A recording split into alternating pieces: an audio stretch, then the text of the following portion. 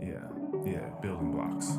Definitely building blocks. I've definitely been one to think about things too. Blowing a little smoke out your ears. The funny phrase that someone has coined on here and then people have used afterwards is like, bro, sometimes we just need a grilled cheese. This isn't weird words. One word in mind, I'm just like, go to therapy. We just. Okay. Yes. Well, How many times I've done karaoke and I'm like, I hear myself. That's not good. Yeah, I was about to say, most people don't want to hear themselves. Yes. But in this case, you're going to want to hear yourself. Oh, okay. Also, there's going to be a static if that's nearby this electronic. Got it. So that, thank you very much. No, you're good. I appreciate you. Of course. So I think maybe just for a little bit of context, we can say that there isn't much except for tons to talk about, but just as far as people like to know who this person is or like how they came to be sitting down in the seat. Yeah. And more so now than ever, they're just like very weird, very eclectic stories. Mm-hmm. We just happen to know some beautiful people between us. We do. We Right. do. They're pretty awesome. And they've been on the pod before, just a few times, and we dated. Did you really? Yeah. Okay. A long time ago. Yeah, we dated when I was like in my early 20s. Gotcha. So like over 10 years ago at this point. Yeah. And then Rachel, her friend Rachel, what is her last name now? Are you aware? Coulson? Okay. Yeah, that sounds right. I might be saying it wrong, but I can't remember if there's an I somewhere. If there's an I in there, right? Yeah, it might be like like the I might come after the L, like a Cullison or something like that. Something like that. But it's okay. But Rachel. Yes. Right. And for the people. Love both of them. Met both of them at the gym. So. Oh, yeah? At Retro. Oh, yeah. When Jess was, she was a trainer there. She was training there. Yep. And I didn't know, Rachel wasn't training there. Right. She did towards the end. Okay. I can't remember They're both Maybe very strong, very fantastic women. Yeah. I know Rachel worked there. I can't remember. I don't think she actually got her training cert. Yeah. But I know she worked there. She worked the counter for a while shortly before COVID hit and threw everybody for a loop. Of course. But I met both of them. Rachel was 18. So we're going on 5 or 6 years now. Rachel, she came on the podcast and then someone reached out afterwards and was like, she seems like a good friend. She is an awesome friend. Like, she's so sweet. She would do anything for anybody. How cool is that compliment though? It's awesome. You just listen to someone talk for a couple hours and you're like, they seem like I want them to be my friend. Like, how do I get in contact? I want them. Yeah. Like, how do I get in contact? Like, how can I get them in my life? Like, that's awesome. Yes. That's the greatest compliment. It ever. is. And so the fact that these people were both in your life and then you had followed me, I was like, I want to speak to her. I don't know who she is. I don't know what she's got going on, but I just feel like the energy's there. I appreciate that. Every time I get with either one of them, it's just a blast. Yeah. We just click and can talk about anything and life, and both of them, their lives I keep up with them on social if I can. I'm trying to see Jess before I head back down home. If I can. I haven't reached out to Rachel yet, but they are awesome. Yeah. Sweet, genuine people. And it's hard to find genuine people, I think, nowadays that you can really just feel safe with. Safe. Good choice of words. Why do you use that word in particular? Because it seemed like that was a pointed decision you made to use safe. I think because a lot of times we hide ourselves when we meet new people. I know I put up a barrier most of the time. I'm very much a wallflower, and I will scan a room before I'm like, maybe that person. Yeah, I'm gonna maybe. I'm such an introvert. Yeah. I don't want to meet new people, but I should. And just being in the gym, they let you just kind of have your guard down because they have their guard down. They're very open people, and they give off that open, how are you? Like, can't tell you how many times I'd say, hey, how you doing? They're like, how are you? How is everything going? How is life? And it's just that openness that kind of allows you to open your doors a little bit and feel comfortable into saying anything. That's what you were remarking on, I guess, right? Like right before we started, is you're like, thank you for inviting me. And I'm like, no, thank you for driving way out of your way to come sit down with a stranger and have a conversation. Like, to me, that's the coolest thing. Like, I'm so thankful that sometimes like I'm just sitting around like, I can't believe this happens. Yeah. Like, it's just so weird. It's just something to be, you can't take that for granted. You know what I mean? It's very, very nice that people decide to come over here and do this. It is. And you being on the outskirts of, my relationships, like this is very, very cool. I can't say that enough. So thank you for coming here and doing this. Well, thank you for the invite. Like I said, it was you've been very nice, unexpected, but welcomed. Yeah, you've been very nice. So what we were talking about is you saying that people wanting to ask you the questions, people wanting to know how you are and like what's going on in your life. Yeah. So what does the wall usually look like that you put up? Like, what is this? I mean, maybe this is giving away too much too early, but what is the what is like level 1 version of you look like where you're just going to give someone the bare minimum? Is there like a certain persona you try to put on, or is it just like a lack of words? It might be a mix of both. That's a really good question to ask for somebody to kind of dissect their first impression, per se.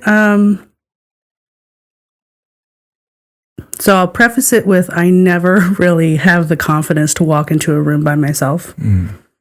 I'm a wallflower, so I will scan a room. I think a lot of it's how I was raised. Just be aware of your surroundings. My dad was prior military. Having brothers and cousins that were very close to me, and you never know what's going to happen if you keep your eyes closed.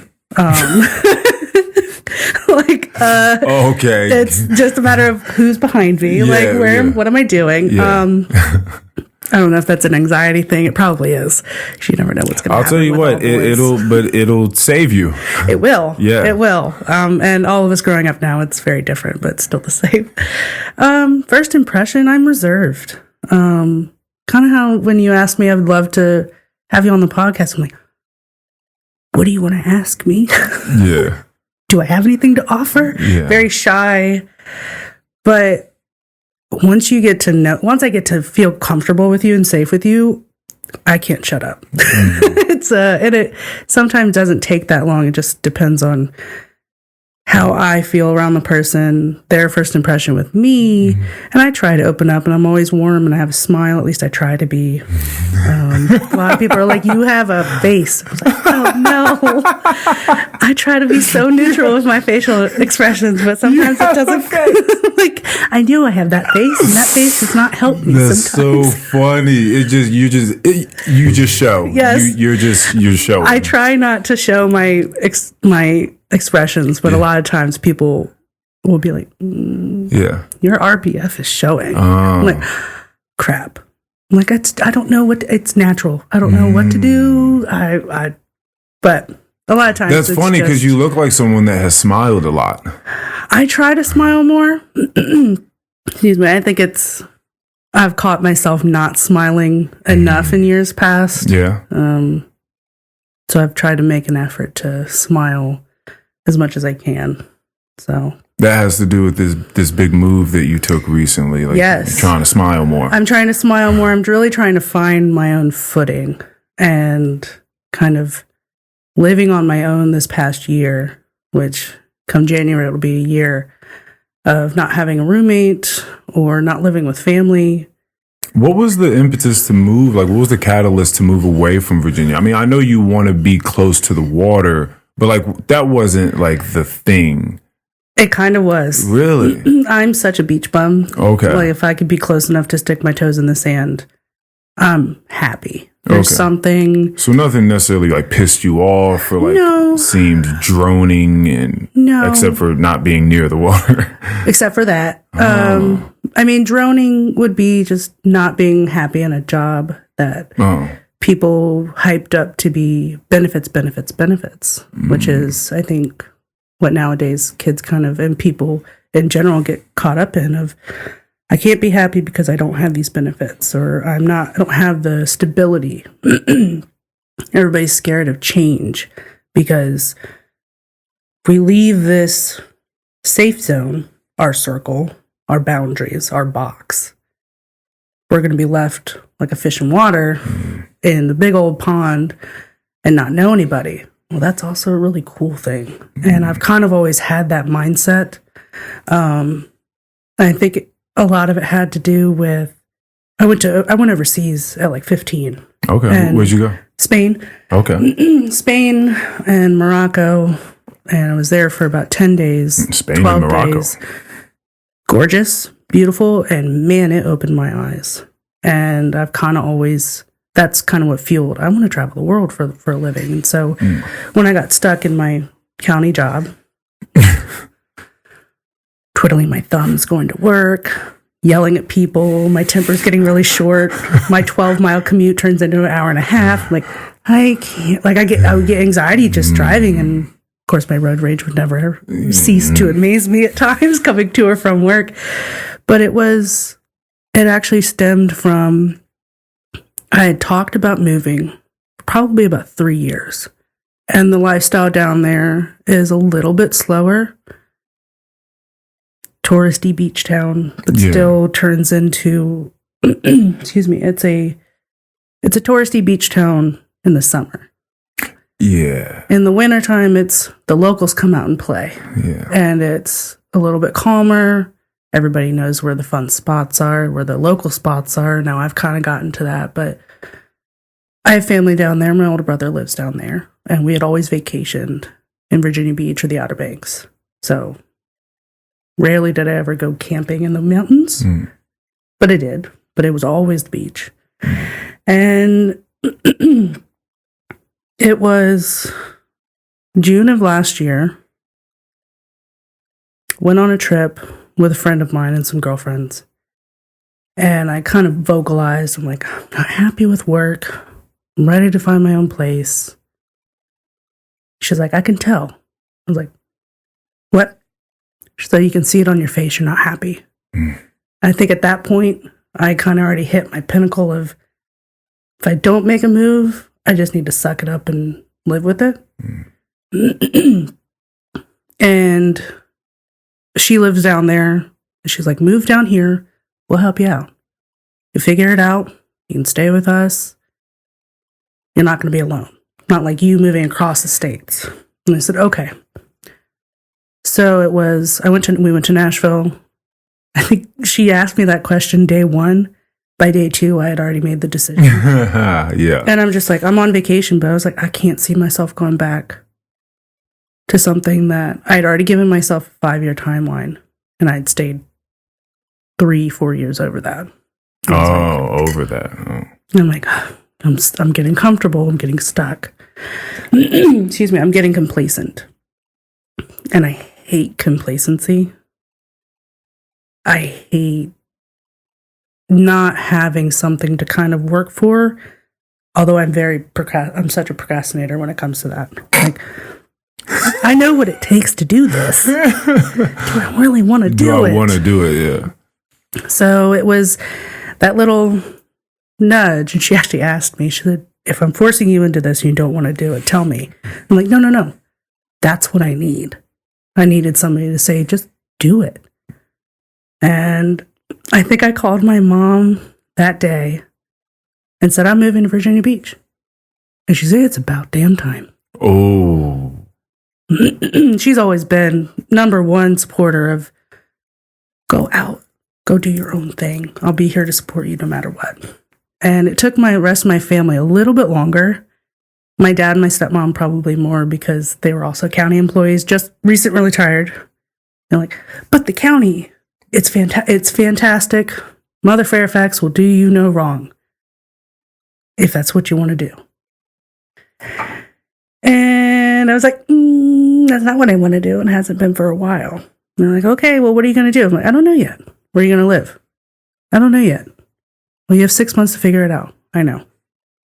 And literally 2 weeks before I moved, I had a job and I had a place to stay. But in that 6 months, it was not really sitting on my butt. I was moving stuff and telling my boss. Like when I got back from that vacation, it was, I'm not happy. I'm going to move and I'm going to leave at the end of the year. He's like, okay. No second words, no nothing. It was very, very supportive. And I was very, very happy about it. And it happened. And I sat down in my own place a week later, took the biggest sigh of relief. And then I went to the beach. And I haven't looked back. And even though my employment status at the present is a little up in the air, I've had a few people ask me, are you going to move home? And I was like, no. They said, this is home. I'm not going to tuck tail and come running back, even though I can. But what's the point? I still wouldn't be able to afford. I'd still have to live with family or a roommate. Down there, I have my own place. I have my own roots starting. Mm. But I don't ever see myself sitting for forever. But right now, it's home. Yeah. And so it was definitely eye-opening for somebody to say, take the plunge. Being an introvert and going to this place where you know a couple people, you know a few people, family, yep, friends. How is, and not, you said not having the confidence to walk into rooms by yourself, being a wallflower, you know, scoping the scene out before thinking like, maybe I'll talk to you. How has that been in this year's time of finding the local spots, as you say, and finally getting these roots in and being able to open up to some degree? Like how was that journey? It's been a little bit better. I've taken myself on some solo dates. Okay. In the last year of like, since I've been down there, I have a family friend. God, she's known me since I was 5. She has a winery down there. Love her to death. She opened my eyes up to bachata style dancing. She's like, do you want to go dance? I'm like, I've been here 2 weeks. Why not? What's that? What kind of dancing? What are we, club? Yeah. Something else, ballroom, where we go, what's happening? And she said bachata. I was like, oh, that sounds familiar. It's like salsa. Yeah. And she said, I'm going to introduce you to some really great people in an awesome community. And she wasn't wrong. Like, I have a little bit of dance background, so I picked up on it super fast. I love it. Yeah. And it has opened me up to a great community that has helped me now in my time of need of getting networking and getting my name out there, but also just, you're not alone. And doing the dancing and going to the new places that it pops up, I kind of have a little bit more confidence of, all right, I don't have to wait for somebody to pull in next to me and then we walk in together, unless I really want to. I'm slowly getting my confidence, but I'm still such a homebody. So yeah, I feel like dancing would definitely do that. Like a dancing community sounds like fun. Like a group of people that just get out of their head and just move. I can't tell you how many times I'm just frustrated or bottled up and I go dance and I'll dance for hours. And I go home and I'm like, all right. Wow. That felt good. And I can go to bed. I don't always sleep that great, but I can go to bed and feel better. Like whatever I was worried about in that time frame washed away for a few hours. I'll deal with it tomorrow. It's still going to be there tomorrow. Can't fix it by overnight. Are you just dancing bachata in particular, or just like just moving your body? Moving my body, bachata in particular, a little bit of salsa. I'm terrible at salsa. But I've thought about doing classes, and that's a really good way to meet people as well. But yeah, I mean, I do that probably 2-3 times a week. Yeah. On top of trying to work out in my home gym and go to the beach and just. Yeah, I remember, when I was dating Jessica, I don't know for how long she did it, but she participated in some pole dancing classes, and I remember her just saying like that was like exhilarating. I have so many people who are doing that now. I'm like, that would seem cool. Yeah, and especially when it comes to confidence, like there's something about getting up on a stage and being able to do some of these fucking acrobatics. Yes, that just gives you a new sense of like, oh, I'm sexy and powerful, and I can do some shit that I couldn't do a couple of weeks ago. Yeah. You talked about confidence and just feeling comfortable and sexy and powerful. A lot of people now have done boudoir photo shoots to do that. And I did that years ago. What are those? Boudoir? Yeah. It's like lingerie photo shoots, kind of to your comfort level.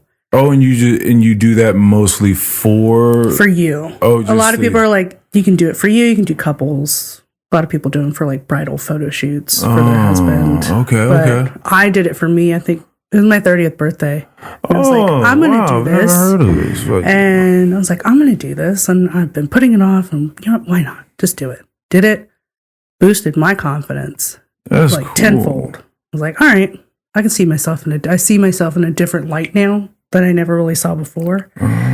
Dancing's kind of done that as well, to where nobody really discriminates on who they dance with. They adjust if they're better than you or more experienced than you. They'll adjust. They meet you where you are. They meet you where you're at. And I'm like, I'm terrible at salsa. They're like, that's okay. We'll do the basic step. Awesome. Or teach me something new with bachata. Or let's just do basic step. Let's fine tune something tonight or with just you. And it's really, I keep touching this. It's really not confidence boosting, just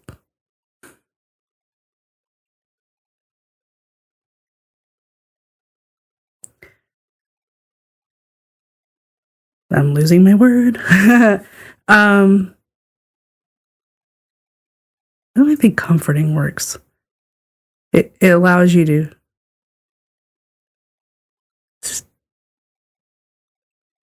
feel your way around, if that makes sense. Okay, I got this. Maybe I need to do it a couple more times. Yeah. Like with anything, practice makes perfect. But having somebody have patience with you is something I think a lot of people don't have anymore. Yeah. I think, to harken back to the beginning point of this is feeling safe with someone. A lot of times that's exactly what's needed. Yes. Is patience. And a lot of people they lose patience, whether it be on the road or especially up here, or not. But yeah, for sure. We definitely lose patience with people very, very quickly. And I think, when you're a child, I guess that's when people have the most patience with you. And even that starts to run thin. Very much so. Pretty quickly. Yeah. I think it's also this day and age, we're so used to instant gratification where it takes longer than 5 minutes. Where's it at? What are we doing? I'm on a timeline. Are we on a timeline though? Yeah. That's the other question I ask myself. Either people my age or friends who are older and they're like, I'm such and such years old. I should be here by now. Or we should, as a collective, in this day and age, be better at communication, or we should be in this stage of life with whomever we're with, or I should have kids by now. And God forbid, my mother's like, look at the time. Where are my grandchildren? I'm like, you're going to get a grand dog before you get a grandkid. Yeah. Should. Yeah, that word should is interesting. Mm-hmm. Should be. This should be like this. This should be like, it's like, I wonder when we started doing that. Like, what do you mean should be? Like, what does that mean exactly? Should be according to what? Like what? Like according to whose plan? Yeah, like what metric are you looking at? Yeah. What are you talking about? What crystal ball did you look into? Yes. What do you mean should be? Yeah. And I catch myself thinking about that, and I've had people be like, I should be here right now. I'm like, but you're giving yourself that timeline. Well, no, not really. I'm like, all right, society's played a role, but you kept it. You didn't break it. or you're not moving away from it. You're kind of on one track. And if that's where you want to be, cool. If it's not, change it. Don't be afraid of the change. Don't be afraid of getting out of your box. You can get out of your box and still keep your circle small, regardless of where you should be or where you think you should be. So, yeah, I think that often when people talk about comparison, being the thief of joy, they think about like comparing themselves to other people, but we do often compare ourselves to this hypothetical should be life that we ought to have, and we certainly get away from the life that we actually have. And so as I've gotten older, I've been much slower to speak on anyone else's life and to tell them what they ought to be grateful for.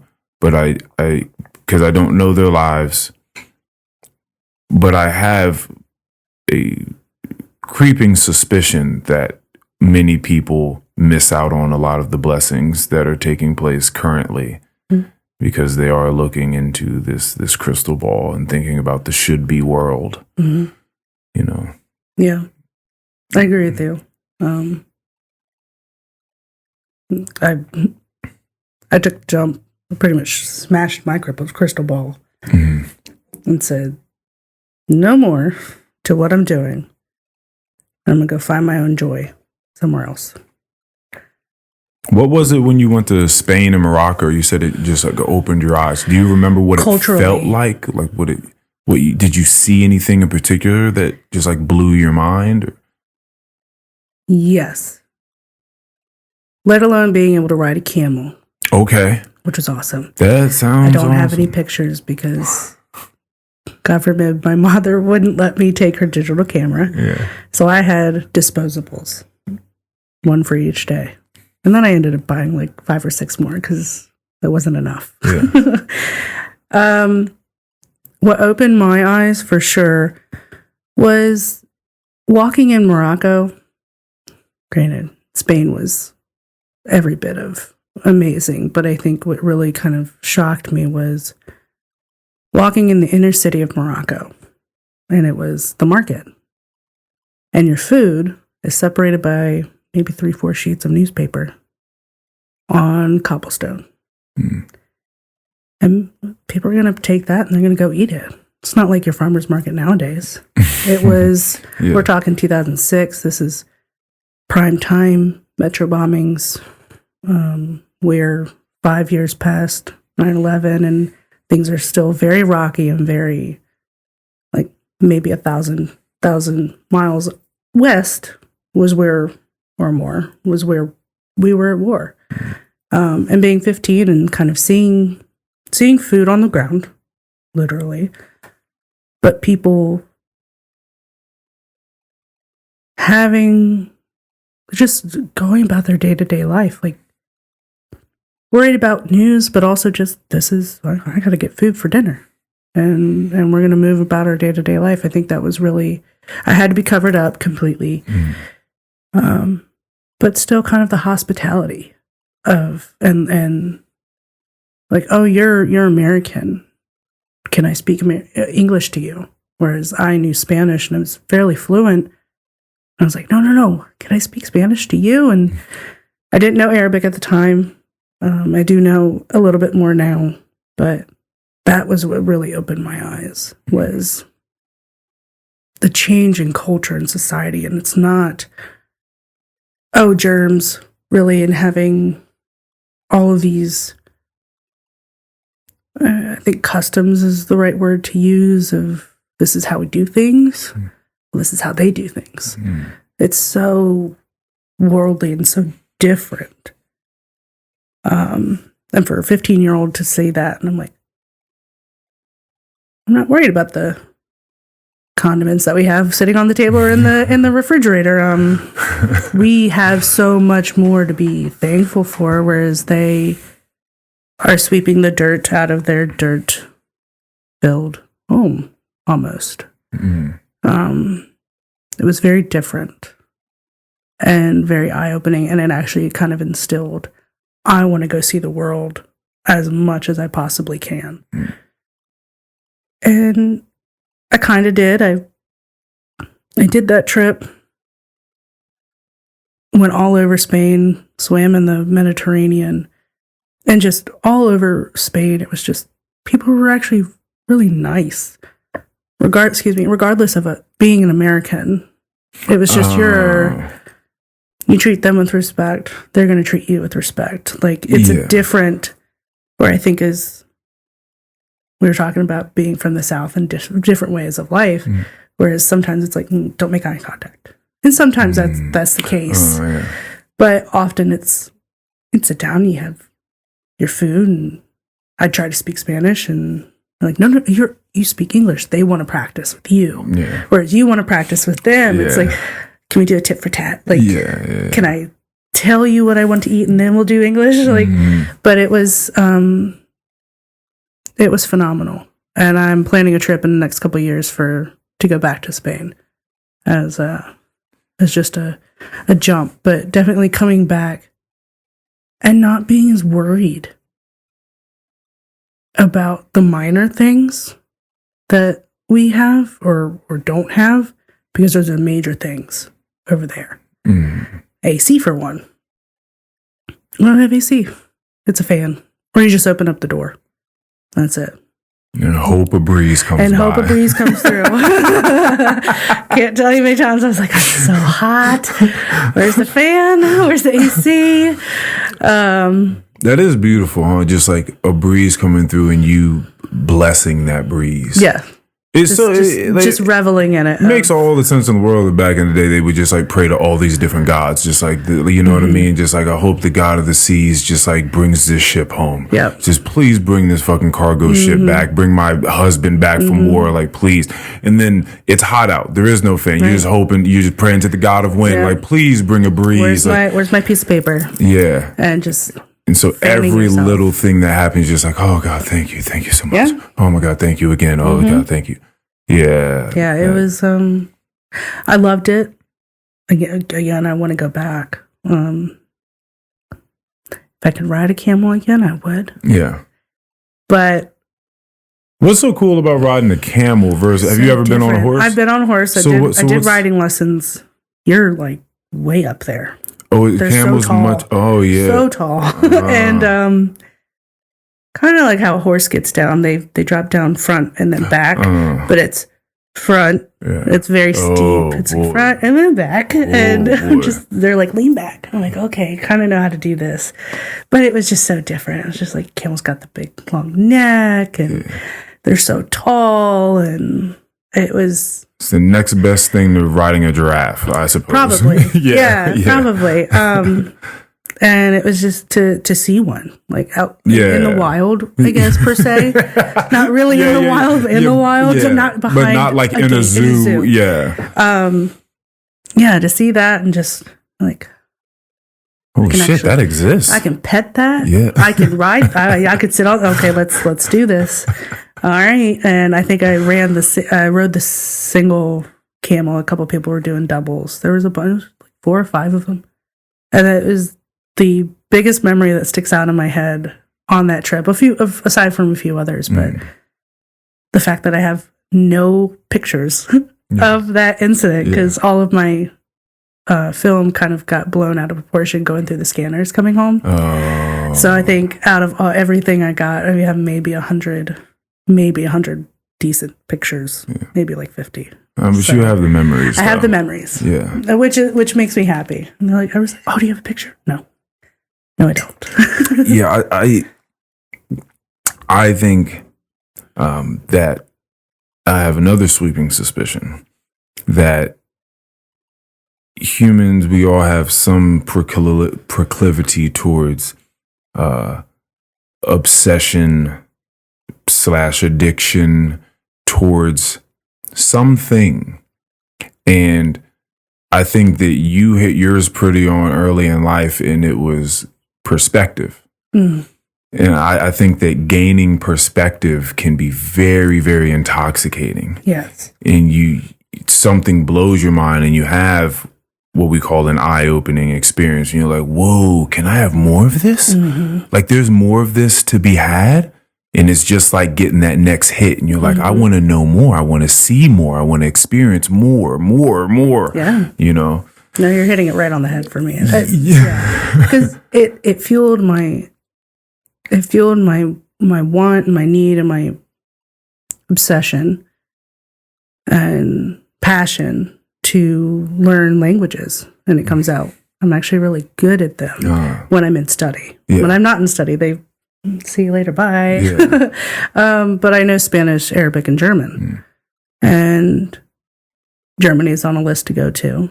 I know Arabic because I tried to go into the army, and it was 2012, 2013. We still weren't out of the Middle East, and that's where everybody was going. I'm like, well, I have a knack for it. I kind of write it and kind of read it and kind of speak it and get by. But I'll learn that more wherever I go. But also, I think growing up, I have an aunt, the one who lives in Florida. She knows 5 or 7 languages fluently. And it's like, that's cool. Like, to be that well versed and to be able to speak it, maybe not necessarily write it or read it, but to speak it and feel comfortable. That drove me to just, I want to do this. I want to travel. And let me do all the things that I can possibly do. If I can, I will. And I've been to a couple of other different places. I've been to Brazil and Ireland. And my passport is just crying right now because I haven't been anywhere. Yeah. So, but yeah, the perspective of there's so much out there. Anything particularly beautiful about either of those other places, Ireland or Brazil, that you saw that was breathtaking or perspective shattering? I think a lot of it is the history. I don't necessarily take myself as a history buff, but we have to, I think, remember and appreciate to a certain extent the history of where we come from and where we go and respect it. And Brazil, where I was in Fortaleza, which is a beach town, just the different sands.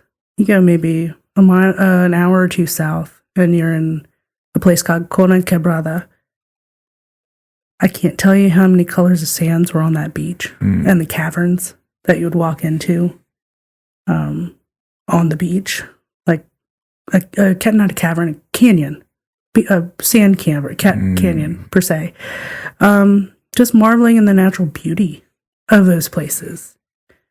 Ireland, I was in Dublin, so it was all city. Went there to run a race.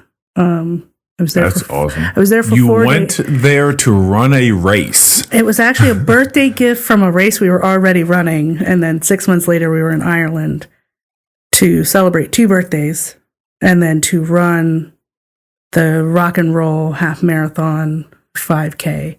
Wow. So we were there for 4 days, essentially. 4 full days. 2 days we were running. Great way to see the city if you're a runner. Oh, yeah. Great way to see the city.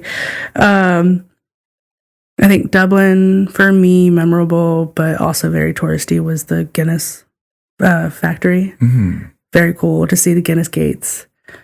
And to see Temple College.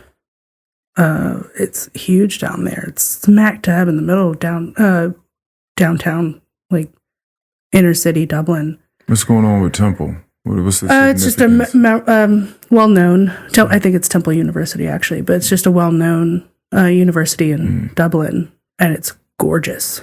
The Gothic architecture there is stunning. And I think just, honestly, if I had my dream job, I'd pick up and I'd go to a new city every 3 or so years. Yeah. And immerse myself in the culture and the lifestyle and like find 3 my years way. is a good amount of time to stick into one place and like not get everything, but get a good understanding. And, and I could think about it. I'm not sure where that 3 years kind of stuck in my brain. It may have been when I came back from Spain. I had a family friend of ours. He was in the State Department and he traveled every 3 years all over the world. I'm like, that's cool. I want to do that. And somehow 3 years is like, it's a good time to become a subject matter expert or feel comfortable in whatever you're doing and then go do something else. Unless you're absolutely enthralled in it and it's your passion and you don't want to move away. But I have such a want for knowledge and experience and culture and all the things. But I have a hard time not procrastinating to do all the things. Yeah. So, 3 years kind of stuck in my head, and it stuck with me through work career. Every 3 years, within the 9 years I was with the county, it was, okay, I'm bored. Let's go do something different. And I did. And I pretty much bounced around every 3 years with the county. And I kind of tried to make that into life, but not always. I think I'm allowing myself the freedom to do that now, which is what makes me happy about this move. It's like I kind of got out of my own way, out from underneath my own thumb to do that. But I think, 3 years gives you, if you're adamant about it, gives you the time to see what you want to see and do what you want to do if it's within your own timeline. That word timeline again. I love this phrase of getting out of one's own way. I've thought a lot about this throughout the years. So when you say that, what do you mean, if you can describe it, and how does it feel to do such?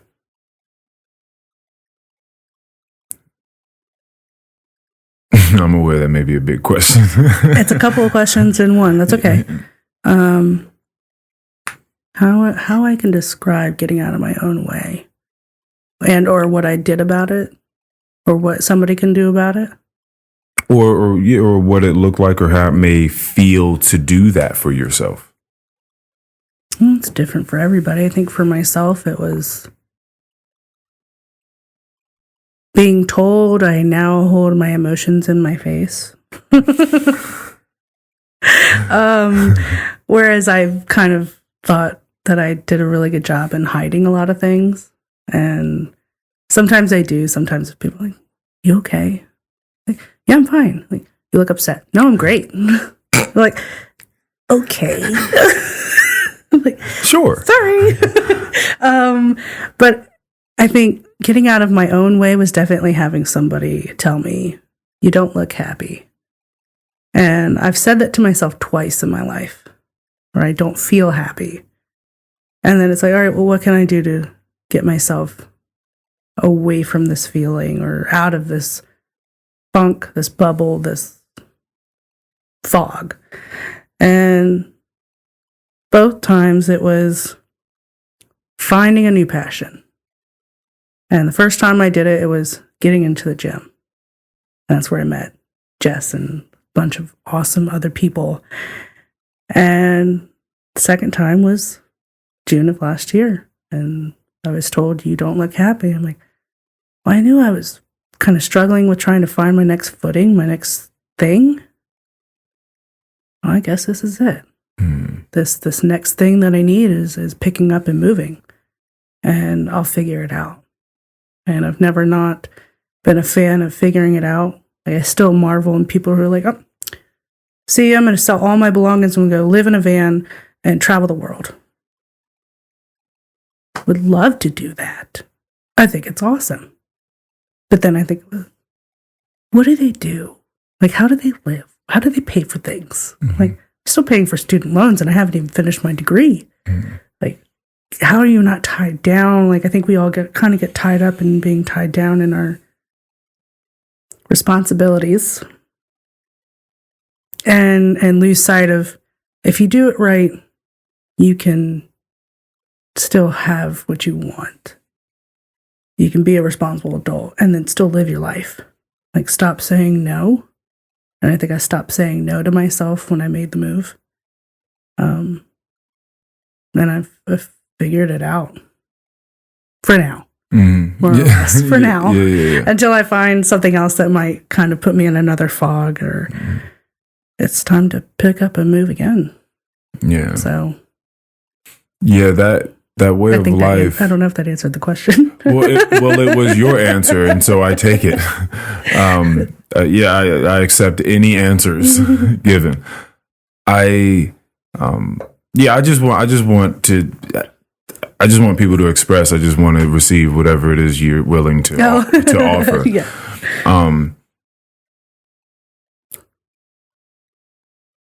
This life that you're talking about, because it seems, I know someone that lives that life. I know a particular person. He's a great guy that just he's constantly traveling. He seems so happy.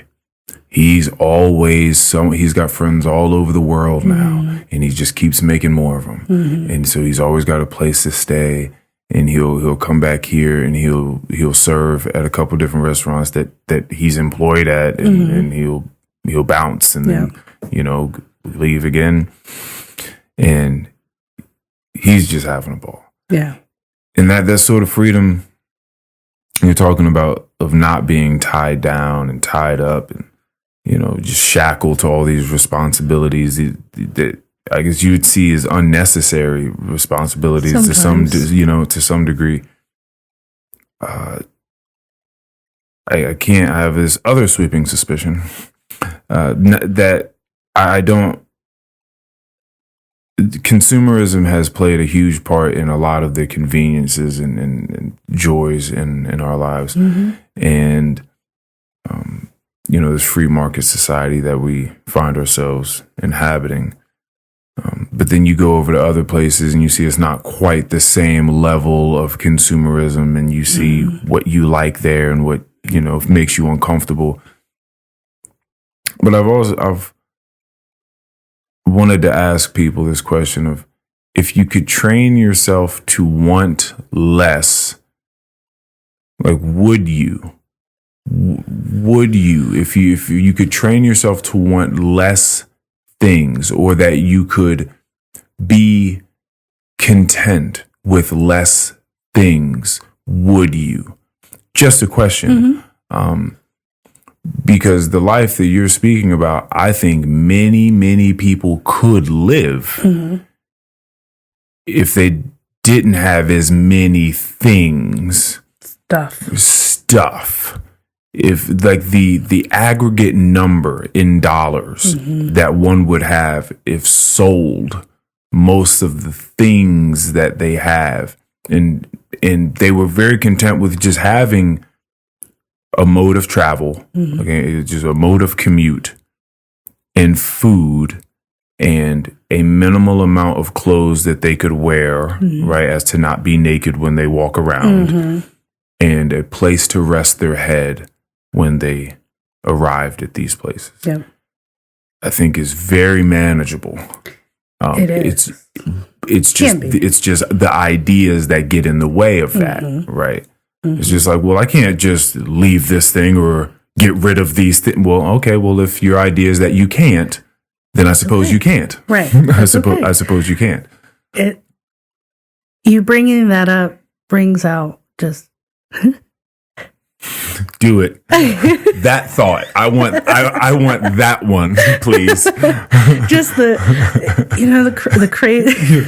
You're like, yeah, I want that one. The craze of, remember, tiny houses just popped up out of nowhere. Oh wow! Yes. So the ideal is minimalism. Can you move from? Can you move from 1,200 square feet to 4? maybe 7 if you're lucky.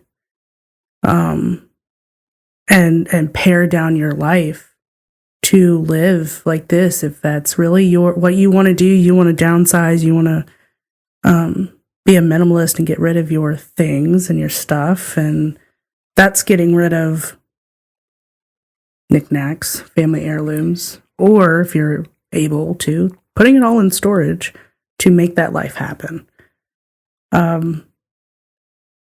I think, because I also thought about it, I'm like, oh, I want a tiny house. I don't need, and I say this now, I don't need 1,200 square feet, yet I've filled up a 2-bedroom, 2-bath condo at 1,100 square feet not to the brim, but with my things. And I think for now that's comfortable. Do I look around when I'm sitting by myself with a glass of wine and no lights on? Could I get rid of this? Probably. I could sell as much of it as possible, buy a bigger vehicle, and move somewhere else and start over. Often thought about the tiny house. I'm like, I want to do that. Mm-hmm. Like, can I get a bigger vehicle and just tow my life around the United States or South America, or ferry it over to Europe and do that over there? And yeah, it's I've thought about that. You got some thoughts percolating. We might catch you at some point in time, just off somewhere. You might. It's definitely popped in my head more times than not. I think that might stem from my mom growing up. I mean, she planted roots in Virginia at like 13, but was an Air Force brat. So she grew up in Taiwan and Okinawa and Hawaii, and then from Hawaii made her way to Woodbridge, Virginia. And she's like, where are we going? Taiwan, Okinawa, Hawaii, Woodbridge. Yeah. Potomac Mills. It's exactly. the rage. Exactly. Yeah. Right off of like Route 1, I think. It was somewhere over there. I could hear the train every time we visited my grandmother. But she was like, yeah, I mean, we had all of our stuff. And there's some things that have made its way throughout the family, but from all of those places. Like, there's a secretary my mom owns that's from Taiwan. It was handmade, built. It's gorgeous. It's heavy. And like, that's the kind of thing I could kind of, if I ever really planted myself somewhere, those are the things I would keep. Things that I would find throughout the world. And they would be the things that I would hold on to. Not necessarily, can I live without my laptop? Maybe. Can I live without this dining room table? Can I live without these books, all this other stuff? Can we downsize? Can we become a minimalist? Do we need these giant houses? Do we need all of these things? If that's your lifestyle, if that's what you want, great. I don't think we really need them. I think we want them because I think we've been trained or molded as a society to be bigger, better. Bigger, better is not always a good thing. More is more, not less is more. Exactly. More is more. More is more. I mean, take it into account for Northern Virginia. Just having worked in Fairfax County in the planning development side of seeing all of these giant houses that are 7,000 square feet and Great Falls and McLean and Fairfax Station and some of these other places like Clifton, wherever. And even in like Culpeper and Warrenton and Prince William. Some of those houses have me fitting to crash my car the way I'm turning my neck to look at. I'm like, is that a castle? Do you need pillars in the front of your house? Whoa. You've got a pool house that's the size of more than what I have. Oh, yeah. They're, your pool house is the size of this building. Completed. Oh, yeah. I'm like, do we need that? I'm like, if you, by all means, to each his own. If that's what you want. And if that's what you can afford the lifestyle, great. I commend you. Probably a little jealous. But I make do. Could I live smaller? If I really put my mind to it, if it was really something that like, I'm going to do this. I'm going to figure this one out. Let me just do it for a while. And if it doesn't work, I'll buy all my stuff back one way or another. Yeah, my dad and I were talking about that yesterday. We were talking about, I forgot how it got around to consumerism. I think it was about like shipping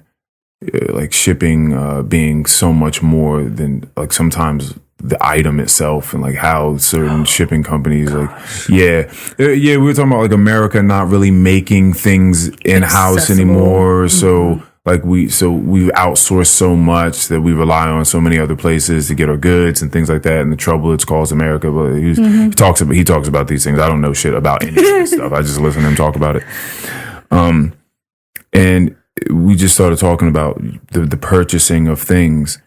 And I like talking to people about this because since I was young, like my family never remembered this being a part of me. So,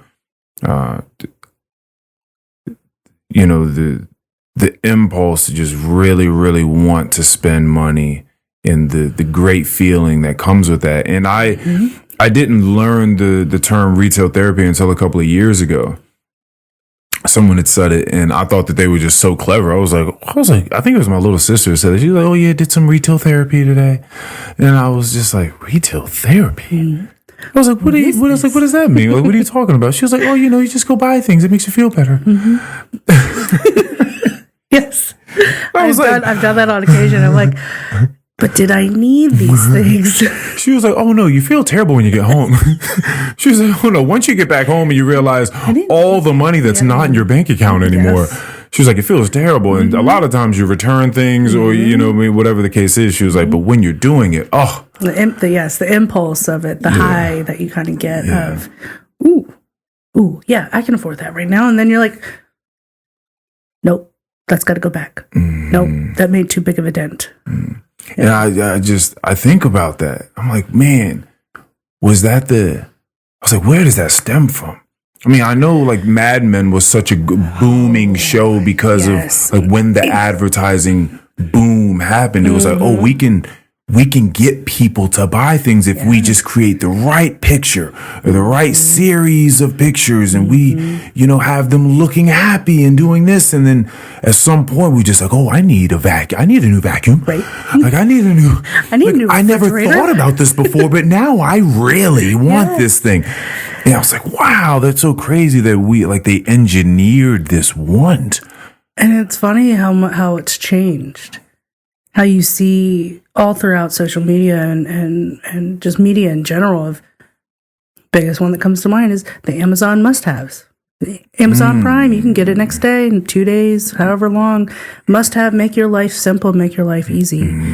Of here's some automatic lights where you just walk by and they turn on. Here's the best organization you can have for your kitchen. Here's the coolest little knick-knack ring light, whatever it may be, to make your life simple and easier. And it ties back to, we can have things like that. Yeah. And when we don't get things in an instant, we're like, what's happening? Why don't I have it right now? The instant gratification. And so, the change of marketing to anything in our life of, ooh, it's a must-have? Well, I must have it. Yeah, well, then I guess. And I can get it in 2 days? Yeah. Yes. Yeah, I must have it in 2 days then. Yeah, I was in the sauna talking to some guys, because every once in a while I'm in the sauna, guys just get to talking. Yeah. Very interesting conversations that pop up sometimes. And they start talking about UFOs and extraterrestrials, and this was going on in the sauna at the gym. And we started talking about astronauts and how, these people come back just different. Like they just look at the world, this little thing, and they just come back very, very different. And I talk about how I've seen that. Now you love the beach, but you said you've also gone up in the mountains, and I've been at the apex, at summits, on top of mountains, and just look down and been like, wow. And so this is this whole perspective gaining thing, and to be an astronaut looking down at Earth, and who knows where your mind goes, or or maybe just like the overall sense of humility that washes over you, and you're just like, you just maybe feel like you just took a muscle relaxer, and you're just like, oh, maybe I just need to fucking relax, And then but that down there at that town, at that Starbucks, someone's flipping shit because their latte is taking one too many minutes to get into their hand. Yes. And they're like, where the fuck is my latte? Like going fucking crazy. I was at the post office and this guy, and it was Christmas Eve. Oh god. And this guy was in there.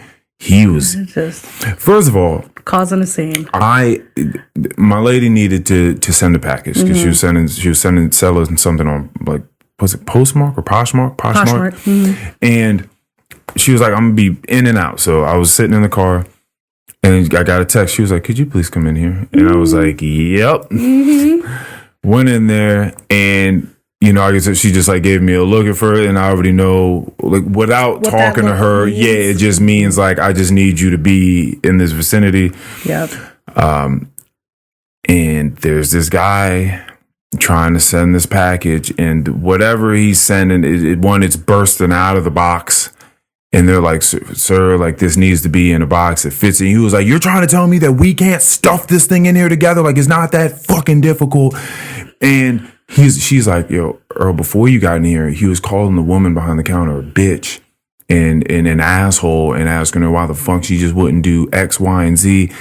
And there's just a line of people here. It's Christmas Eve. It's jolly. There's candy canes hanging around and shit. And you got this guy, you know, going off, and he's asking for people's names. He was like, no, what's her name? What's her name back there? Like, I need to know her name. Turning into a Carl. And everyone is like, yo, sir, like, if you're gonna be like this, like, you can't come back in here. And he's just like, well, fuck you guys, and like walked out like after they took his package finally. And there's a woman in line that was just like, go to therapy. And they're like, and, you know, but just yes, you know, whatever perspective he's working with. And I know it's very difficult for people to give that guy any time of day, or even to think that he should be amongst us living. Yeah. Oh, you know? But I see this guy and I'm just like, I don't know who he is.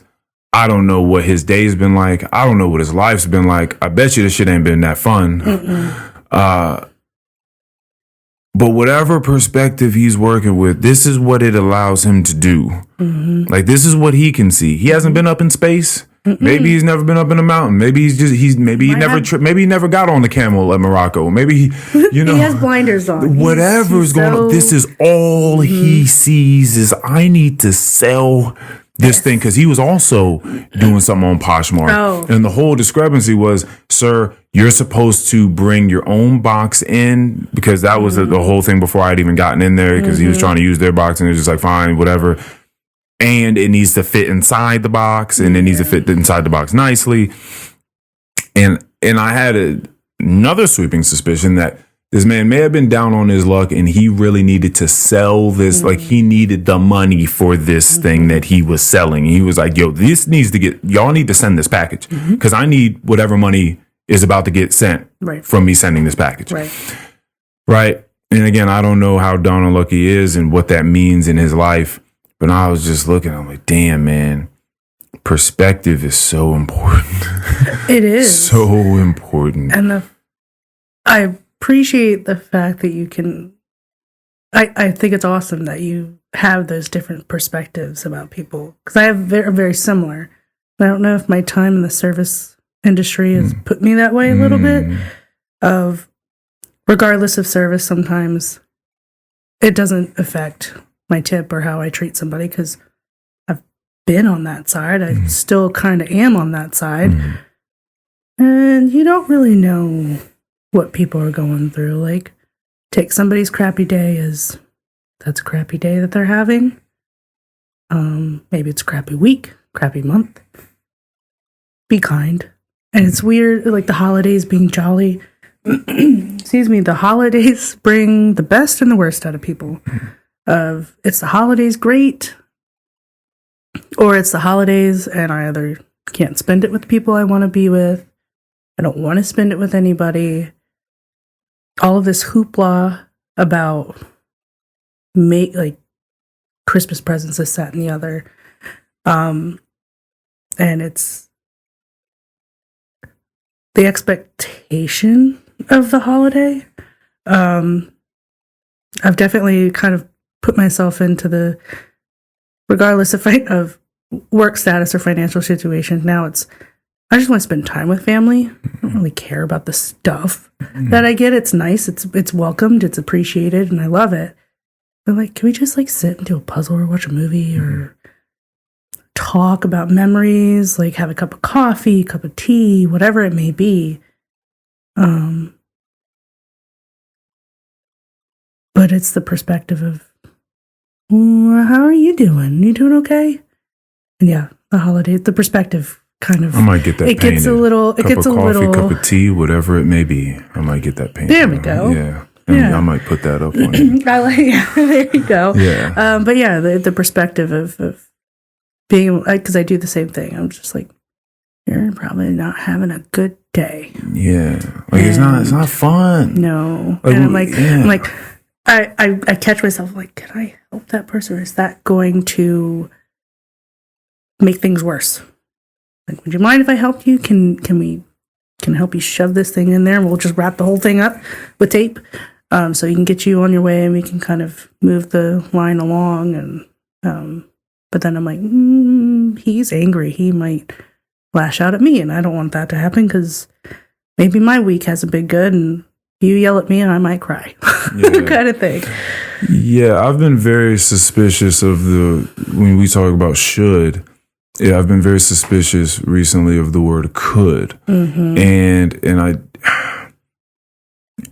I know people, a lot of hopeful people want to believe in full on 100% unadulterated human autonomy, in that all humans have 100% decision-making ability at all times.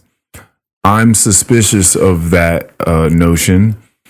And when people make a decision, if you were to ask the question, if you go back, like, would you do it the same?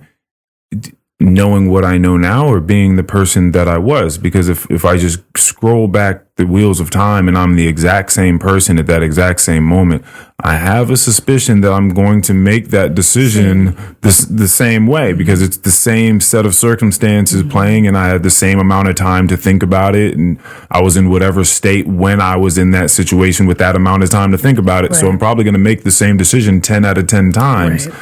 which kind of takes away the notion of could. Well, he could have done that. He could have not said this to that person. He could have just been nice and done. And so when you say these, well, my life should be like this, and that person could have just done this, I have questions. I'm just suspicious of that. Yeah, They could have, maybe, but in the moment, their emotions played something different. Could I have gone the other route and paid the toll? Yes. Did I? No. Like, I could have gone and done 10 other things today, and here I am sitting with you and having a fantastic conversation. Would I come back and do it again? Yes. But yeah, could we, should we, shoulda, coulda, woulda. Yeah, like it's fun to theorize. Maybe, sure. Let's talk about parallel universes and multiverses. We love to talk and argue in extremes. And I find myself saying that more and more nowadays. And I don't know, it's probably the politics that are rearing up now. But we love to talk and explain ourselves in extremes to get our point across. Because why not? Like, you need to hear what I'm saying. A lot of people don't, or we interject. And we don't let somebody finish their conversations. I'm bad at that. I interject more oftentimes than not, and catching myself. But yeah, you need to hear what I have to say. What is that when you're doing it? What's the feeling that's driving it? Like, are you finding yourself in like contentious arguments with someone, or is it like? I think it was growing up and not always having a voice. Oh, okay. Not necessarily nobody would ever listen to me, but I grew up with all brothers and all boy cousins, so. Trying to be like, hey, I got a question. Hey guys, like, excuse me, hey guys. Hello, Jackie. Like, hello, right. Can I say something right now? You have to fight for your space at the table. Fight for the space. Not that it was always difficult. I was the only girl, so it was often quite spoiled. I grew up a tomboy, but it was. I think I do that now only because I had to quickly say something before I either forgot it or we moved on to a new topic and then I lost my train of thought. So I catch myself oftentimes in not saying something before somebody has a chance to finish their thought process, or I finish it for them. That's awesome. They're like, yeah, you took the words right out. I'm so sorry. Like, I did not mean to do that. Sorry, my ADD that's undiagnosed and untreated gets the better of me sometimes. I will interject. I will interrupt. And a lot of times people take interject and interrupt as the same. They can be. And I think interjecting is a more polite way of doing things. Like, I'm sorry, let me interject you for a second. It plays on what you're talking about. And then we can continue. Or I'm going to interrupt you and say what I want to say, and then we're going to move on from this topic. They're kind of 6 and 1, half dozen the other, like things like that. But so you said the politics are rising. Are you find yourself? Because I don't know shit about shit. Let me tell you. You find yourself in like political skirmishes? No. I like to think of myself as independent, but there's always hot topics and extreme topics that we have our own voice on, either how we were raised or whatnot. I don't find myself in political situations. I have become very ignorant when it comes to politics, even though my degree is in international relations. I'm like, I hate politics now. Yeah. What am I doing here? Yeah.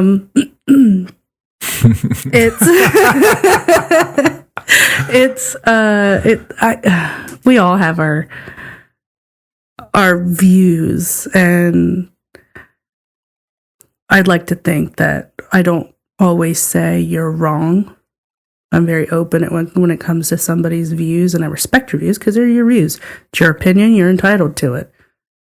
I don't have any way to say how you live your life or how you should spend your money or how you shouldn't spend your money, how you spend your this way, that, and the other. I think it's just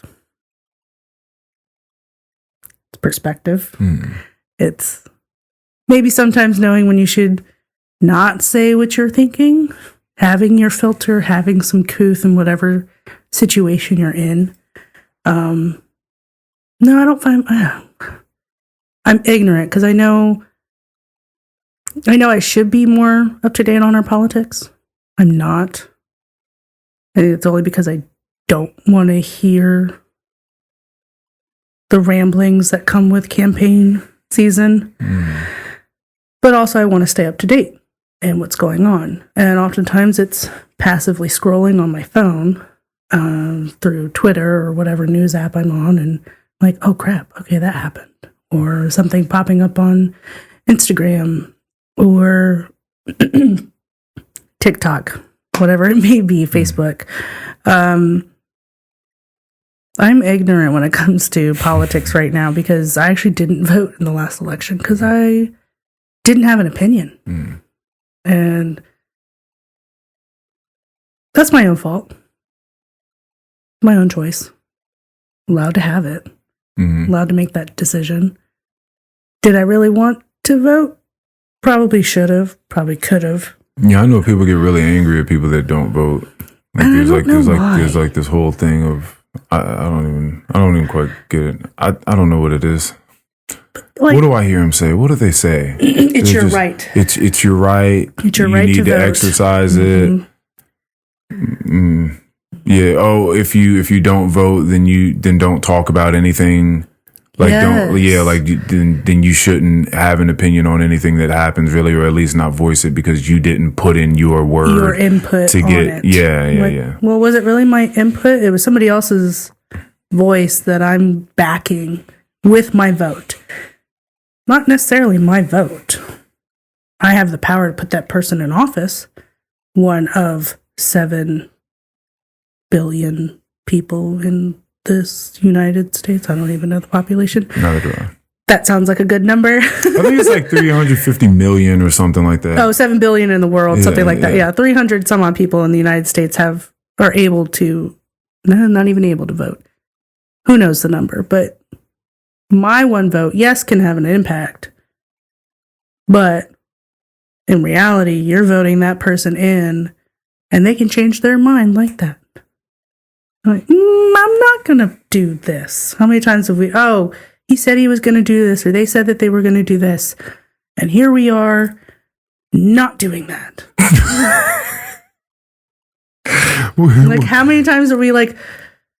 Well, yeah, people have to campaign. Like, people have to, like, because what's interesting about politics is you have to win, like, in order to get there, which means you have to be popular. It was why you have popular vote, which means that it is a popularity contest. Of course. So you have to win people. Like, the whole game is to win people over in order to get in there. Play the game, and then once you're there, you can do what you want to do. And then a lot of times you can't, because you're one, if we're talking about like a president, you're one person in this extremely large system, and you're the face. You're the face. For sure. You have some executive powers for sure. Right, but you, by no means do you just run shit. By no means do you just walk up to Congress, the Supreme Court, the legislative branch. You don't just go and start telling everyone what's about to happen. Like, that's not how it goes. No, you still got to play the game. Yeah, it's an interesting thing, and then politics itself is that popularity thing. Like, that's what politicking is. It's learning how to maneuver in a space around other people, and like when to attack, when to be quiet, when to cozy up to someone, when to not. It's reading the room. That's the whole game. So if you want to stay within the game, you have to do that at a high level. So you're going to be making constant compromises, and that's going to look a lot of different ways. And that may be compromising integrity. It may be compromising morals, ethics. Things that you said that you were going to do, you may have to put that on the back burner or completely nix that from your plan in order to gain leverage somewhere else or footing somewhere else. You're going to lose favor in that fact for whatever it may be. Yeah, like, it's just that's a certain game that certain people like to play. And, I could not understand the intricacies and complexities of it if I try. I'm certain it's so deep. Like, you would have to take all of your time to try to think about these things. And that's not my space. That's not the space that I'm going to envelop myself in. Yeah. And when I come across people that do, it's interesting. It's always interesting when someone's like identity is like one thing, like they really they hark on it, indulge in one thing, and they're like, so anytime you talk to them, you're going to be talking. You're going to talk to them about this one thing. When there's a very large world and a lot of ideas and a lot of things to talk about. Again, sauna talk. I walk in there and there's just this guy, and he's speaking to these 2 young kids. They're probably like in their 20s. Oh no. And he's just going off about Israel, Palestine. And whatever side he was on, I can't remember, but he did not like the other side. Yeah. And he was like, every time these people get together, there's just violence and gore and nastiness. You know what I mean? But anytime these other people get together, I went to the parade the other day. It was just fine. Nothing happened. It was peaceful. But these other people, he was like, and I'm telling you, this is what America's going to do next. And China's going to come over, and they're going to start taking us over. And he was just going on and on and on. And these kids were just like, it seems to be a lot of anger out there.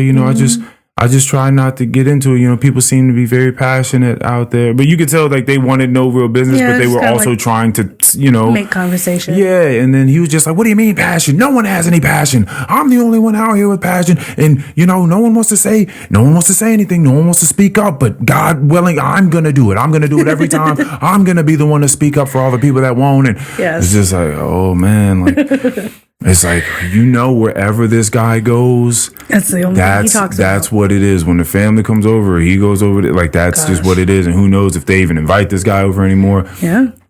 He may have been the post office guy. He may have been. I know a lot of, I know family, I don't mean to say a lot, but I know families that have had chasms, fissures, break people apart because of, they're just like, oh, you can't come over here. You voted for who? Oh, you can't come over here anymore. Mm-hmm. Oh, you do what? You know what I mean? Or you didn't post this online? Yeah. Or you posted that online? Oh, you can't come home and we're done. There is no Christmas dinner. Like, we're done with you. Yeah. I mean, my family, we're a whole bunch of people. We're probably more, I think they're more right than left. Mm-hmm. Probably more right and in the middle kind of thing. Mm-hmm. They're like, you almost voted for so-and-so last time. And I'm like, actually, I sat in the booth for 10 minutes weighing my options. With you in the back of my head. With just thinking like, okay, well, if I do this one, then yeah. And okay, if I do this one, then okay. I mean, it's choosing the lesser of two odds kind of thing. And it's always like that, regardless of who you vote for. It's you're choosing the one who might make the world a little bit better or not in your mind. Be somebody else's mind. It's, oh no, it's this person. It's always this person. It's always this side. Like, but we're not one-sided. We're so multifaceted as a culture, as a world, as a population that we're never going to peak everybody. Oh yeah, no. Never. And so, but yeah, it's, like, oh, you did this last election. I'm like, and it's my right to vote. I can vote if I wanted to. Well, why? Because I wanted to? My choice? Yeah, but what you just put into the office? I'm like, but I didn't. Yeah, but what you could have. Okay, what am I going to go sit out in the bushes now to eat my dinner because you want to hark on this one thing? It's not, I know I'm blowing some of it out of proportion, but it's that mindset of the politics, and it may be whether that's your job to kind of pay attention to that and or just be in the know. I find myself off more times than not wanting to be in the know because there's so much of it and I get overwhelmed and it's always bad. There's no good news anymore. No one's ever talking about the bunch of dolphins that got saved the other day. The sea turtles. Yeah. No, I never hear about that. It always seems to be bad news nowadays, and it's just it can get depressing and really kind of down-putting, which is probably why I don't really pay attention to it. I'm like, all right, what celebrity died this past week, or we're throwing missiles somewhere, or somebody else threw missiles at us. Like, we're not throwing hands, we're throwing missiles. This shit is serious. And it is serious, and it is something to be mindful of, but it's also just, can we talk about like the good things that we did, like the happy things? And you often don't coffee see and the tea happy or whatever it may be. Whatever it may be. Just like, can we have a good conversation and respect the conversation and then move on? And like, oh, that was nice. Like, yeah. A lot of times we're fighting to, I think in my brain, we're fighting to have people see our way without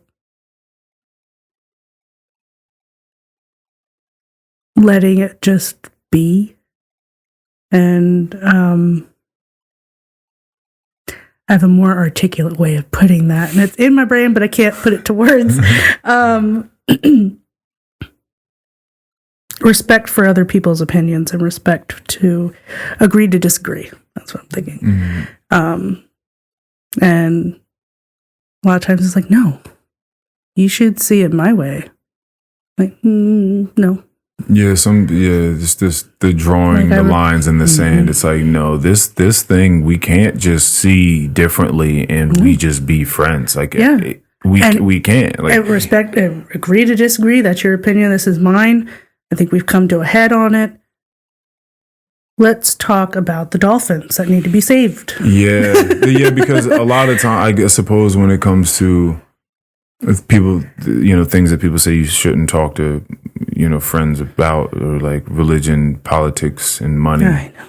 Right? Like, these are the things that they feel Top like. three But if you feel this way about it, then that's equivalent, and sometimes truly, literally equivalent to them feeling like you're a psychopath in a sense. It's like, well, that must mean that you are on the side of murder. Like, you are on the side of, you're on the wrong side. Like, this is, like, you truly believe that this killing or these sets of murders were okay if you believe this thing. And that idea traverses through many different topics in politics and money and religion. It's like, well, if you believe in this religion, you believe in the right, like murder. Yes. If you believe in this set of politics, you believe in murder. If you believe in this set of ethics or this, this new social topic that has sprung up, then you believe in murder. Like, I can't, it's hard for me to now reconcile with that with you as my friend. I think that you're okay with murder, essentially. And, that's, I understand why people feel like it's difficult, like why you know what I mean, to not see it that way. And I think it's also, we have a tendency to get so influenced by our surroundings, by what we're shown. Sometimes it's hard to make our own decision. I know I'm at fault for that. Like, oh yeah, no, that's bad. What that person did over there or in that situation was horrible, and you should never vote for that person or side with that person or side with whatever they were doing. And I'm like, why? I oftentimes ask the question of why, but then I'm like, oh, okay, yeah. But then in my head, I'm like, but why? I'm like, oh, okay, yeah, no, that you make a good argument, and then I'm ignorant to it. I'm like, but why? And then I find myself scrolling. I'm like, what happened? And then it's like, again, arguing extremes and throwing all the extreme stuff out there, so it's front and center. Not everybody wants to dig to the bottom to really get all the details of whatever it may be. And some people are roots people and some people are surface people, and that is what it is, right? I've found myself being a roots person, so when it comes to my feelings about things, whether it be something traumatic that may have taken place or I'm speaking to other people, especially people that are close to me, I'll like to ask the questions. Like, I understand that you're speaking about something. It's my suspicion that this is a more of a surface level analysis. Let me ask you some of these other questions and see if maybe this is deriving from somewhere else. And most of the time, right, it's deriving from something else. Or something else. And that's just the way that I like to deal with things. I think it's more effective to go to the root of something. And again, now everybody's asked those questions. They're like, oh, well, it's either let me get back to you or good question. This is how I feel about it. And you get one or the other. But as and kind of going back to the very, very beginning of this, you do, and I think that people are much more willing to get there with you if they do believe genuinely from everything that they're reading from you that you're genuinely curious and are just asking the questions for curiosity's sake. Like that's what it is. You want to understand. But I think very easily we can misread, but we can definitely read when someone's kind of trying to wait for a aha gotcha moment. Yeah. You know what I mean? And like, if you even sense just a shade of that in someone else, you're most likely not going to let up. You're not going to leave your ground. It's showing an opening and showing a vulnerability isn't quite the right word, but that crack of, your facade is yes, I found that chink in your armor. Exactly. Like, and it's like, let me just dig in there, go dink, dink, dink, rip that open. Throw some salt in there. Yeah, let's just salt, dirt, hot whatever. sauce. Yeah, hot sauce, sriracha, all the things. Yeah. And then just grind it all in. We really Just go like this. All right. Yep, we're good. Yeah. And like, ha. See, you're not the person you say and you you're are. a dumb piece of shit. Right? Fuck you. You are, sorry, SOB. Like, Yeah, and I think that's how a lot of people feel when they're in conversations with people. Yeah. And I think that's why people don't open up and say the things that they was just like, well, if I throw my opinion out there, you're going to hound me like a pack of dogs and say I'm wrong. And it's not. It's my opinion. I'm entitled to it. I'm allowed to have it. You have yours. Good for you. Yeah. Kind of thing. Yeah, I think the study and the search for how one got to their thoughts is very fascinating, and that's sort of what drives my curiosity. I want more than anything to just know, like, did you get there? How did you land there? Like what are you talking about? Like, how does it make you feel? Yeah, like I don't give a shit about you believing what I believe or thinking that way. Like, I just want to know. I just want to, because it's fascinating. Sometimes the thing itself is fascinating, but the journey getting there through expression of words is so fun. Yes. It's so fun. So that's what I like. I like the journey of how to get to these thoughts and feelings that people have. That's what I'm interested in. I can see, I see that. And I think it's awesome. And I'm like, do I have that gene? Does that gene exist in my body? Kind of. But I think I've also fed into I just want to get there right now. The journey's great. But I kind of just want to be there right Meaning now. you want them to be able to tell you, like, what do you mean by that? Yes. Like, what are you talking about? Yes. I'm like, What the fuck are you talking about? can you dive deeper or are you going to lose me in what you're talking about? And then I lose interest. And I'm like, squirrel. Like, it's like, you lost me about 30 minutes ago. Well, where did I lead you? I'll go back. Let's not. And I find myself kind of losing interest in it. And I'm like, I lose interest because I don't know anything about it. And or the way you're explaining is it's not clicking. Like, I can't figure that one out. I don't know where I'm just like not connecting things on what you're saying, what level. It may be a higher level or it may be a lower level. And I'm like, oh, okay. Yeah. Like, let me catch myself on not being like, well, that's a dumb idea. Someone recently asked me if I had ever thought about condensing these conversations to like within an hour's time. And I was like, no.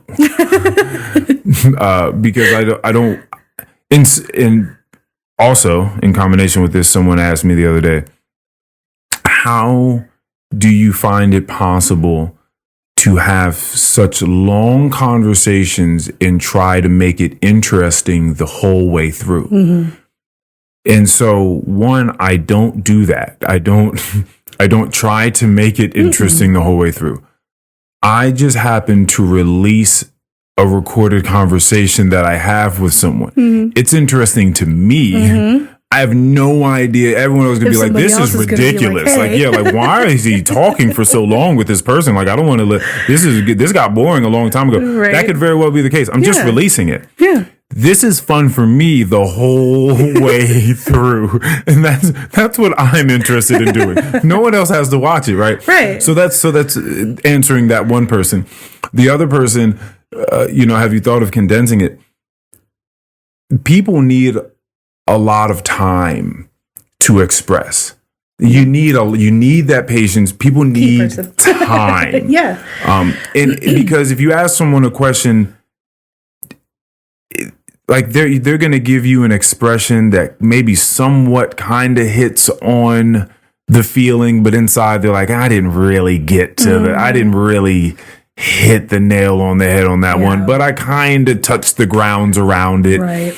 And the more and more you hear someone express, you start to see like them emerge more and more, and you get much more of a sense of who they are. And then you can go back into things that they said, and the essence of who they are will seep through those words. And then you'll have a better understanding, whether they explain that thing further or not. Yeah. You'll get a better understanding of what that thing meant, because you'll get more of the essence of them, more of their nature. And you're like, oh, I think they meant something different by what they said before. Like now knowing more of them, so it's just like people need time. Yeah. You got to give people time to express. Yeah. And ask the questions that somebody's going to feel comfortable or slowly feel comfortable in answering of, all right, well, I think I can dive more into this one, or let's touch back on the other one because I have a better answer, a better idea, a better thought for that previous question. Yeah. And it might lead into, okay, I think I can kind of dive a little bit more into how my brain works and how I think about stuff. And yeah. I always ask people about this because I'm just absolutely fascinated by the dating world. So you've gone through you said some solo dates. Was those dates, did you just mean that as meetings or outings? Just me going out on my own. Okay, but not necessarily like a romantic date. Okay. Are you at all interested in that, or does that even pop up in your mind? I am. I think it ties back to our timelines.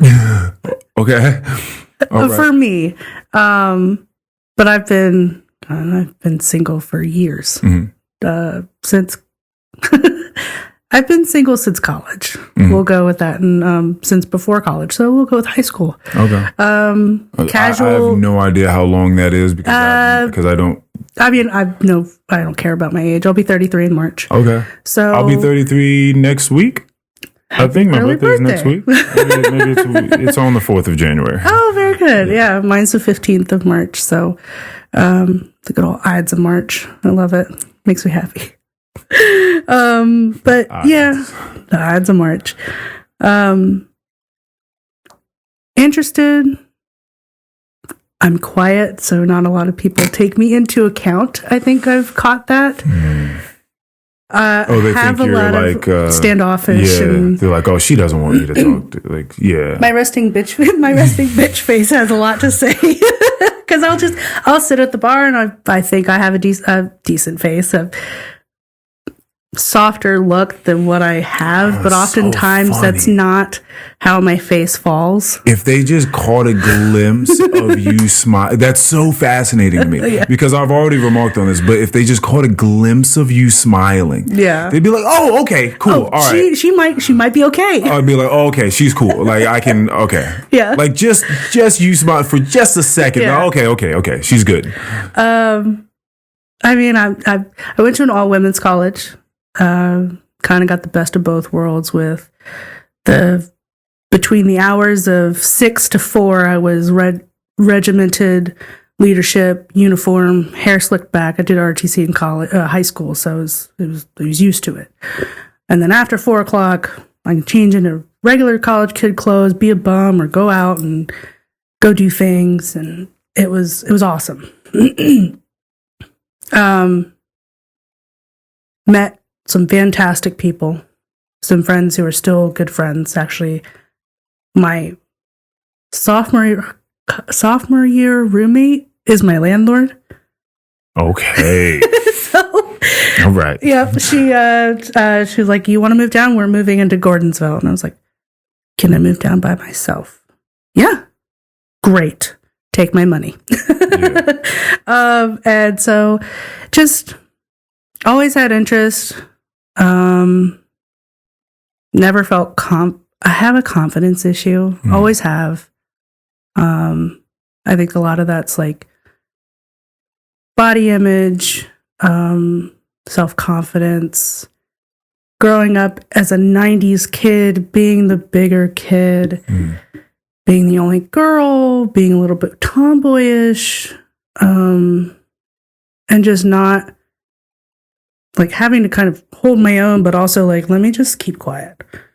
Like I'll just go with the flow. And I'm a very much go with the flow person until it doesn't suit me anymore. Well, until until that current gets a little rocky, and you're like, I'm gonna flow this way. And I'm like, I'm gonna paddle my boat over here, and then chuck it and go down this stream.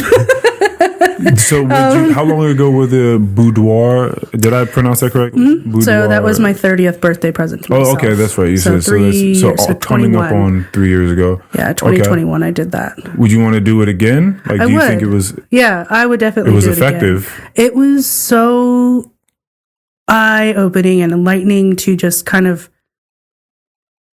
I think every woman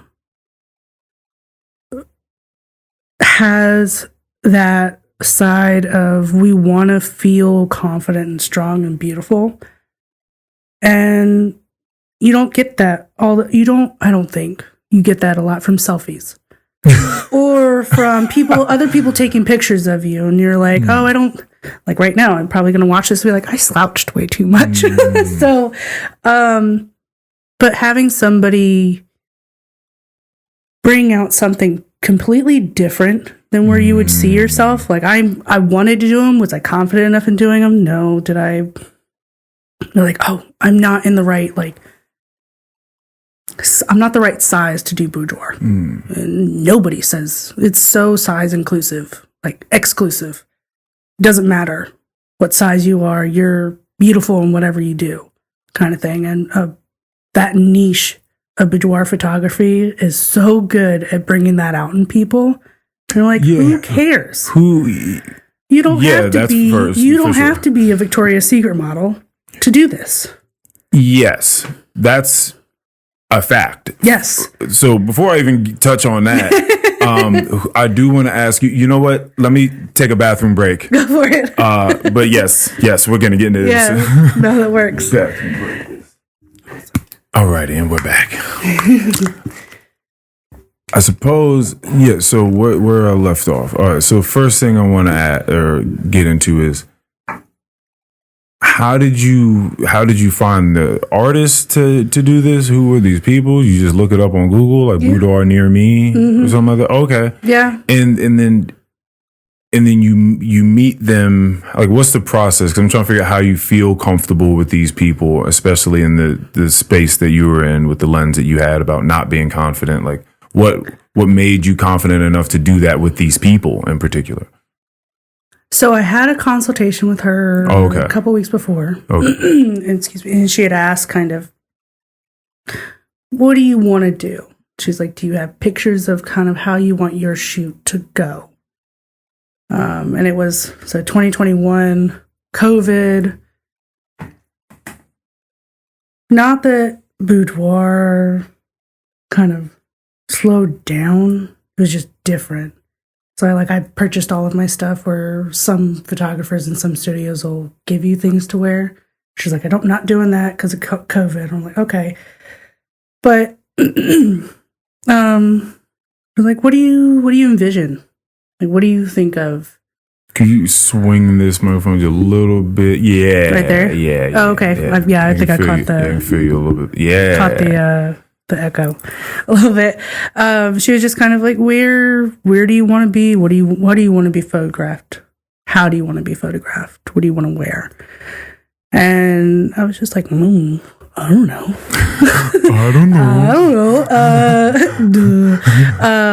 And it was just kind of, you're like, well, what have you looked? Do you see pictures that you like, whether it be like Pinterest or social media? And I was like, oh yeah, I've got a few. Like, just, it's all very tasteful. But it's all to your comfort level. You can wear as little or as much as you want. And they're there to just make you feel comfortable, confident, and give you direction. And it's, they'll do your hair and your makeup, but also they'll do as minimal, as much as you want to be like, oh, I want to be completely out of my normal routine. Let me go ahead and just do as much like bold, fancy, big hair, this, that, and the other. And I was like, no, I want it to be very like old Hollywood.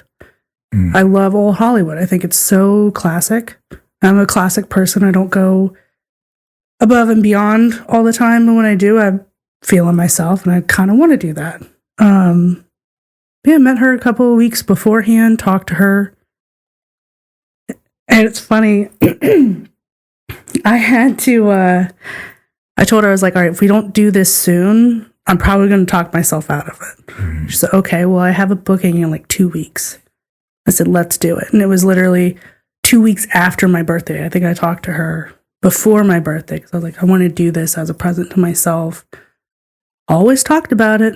I like to talk about ideas before I usually make my move. Always talked about it. And yeah, she was like, okay, let's do it. Did it. I think it was in there for like 3 hours along with hair and makeup.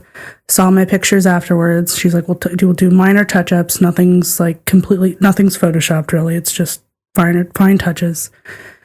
And I said, okay. And I have those pictures. I have them in an app and I have them on a flash drive. So whenever I'm like feeling down or I'm just like, you know what, I remember that. Then let me go back and let me look on my phone. And it just kind of like, I did that. Go me. Like, very cool. And yeah, it was extremely empowering to just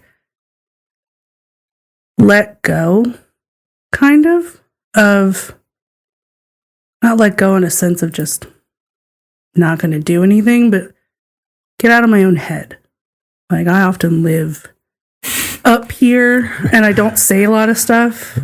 You'll see it on my face, but I won't say anything. And it was really good to just kind of like have somebody else take the reins and like, oh, move this way. Oh, do this. Oh, put your head here. Like, I'm like, oh, hey, that's nice. Somebody else is taking charge. Yeah. That's cool. And yeah, it was a fantastic experience. I would definitely do it again at some point. It can be pricey, so that's one thing to take into account. But yeah. And I guess the first thing, because you were remarking on, would you say you don't have to be a Victoria's Secret model to do this thing? Yeah, there is no shortage of desire for all shapes and sizes of women. Let me tell you. There's no as long as there are men walking this earth. I'm finding that more and more now because it was definitely not a thing growing up. It wasn't. It was, I mean... There are ideas of like some ideal body, right? Yep. But then there's reality. Yes. And I am a man. Yes. And I know men. And I will tell you, there is no shortage of desire for all women of all shapes and sizes. I've come to say, I think a lot of people are putting that idea, not an idea, but that opinion, that voice out there more now, where it wasn't there before. At least for me. Yeah, just look on OnlyFans. Feet finder. Or just like porn anywhere. Like I know. Like there are millions of hits. I think it was. Born in 91, so my like 2000 between 2000 and 2010, 20. We'll go that far. Like the last several decades, in my experience, have just been, no, you need to be a 00. Well, you know how hard it was to try and find something fashionable in 1999?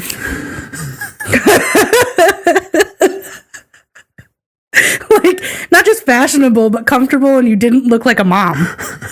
As a 10-year-old who's a size 12, 14, as opposed to all of her friends are size 1, 2, zeros.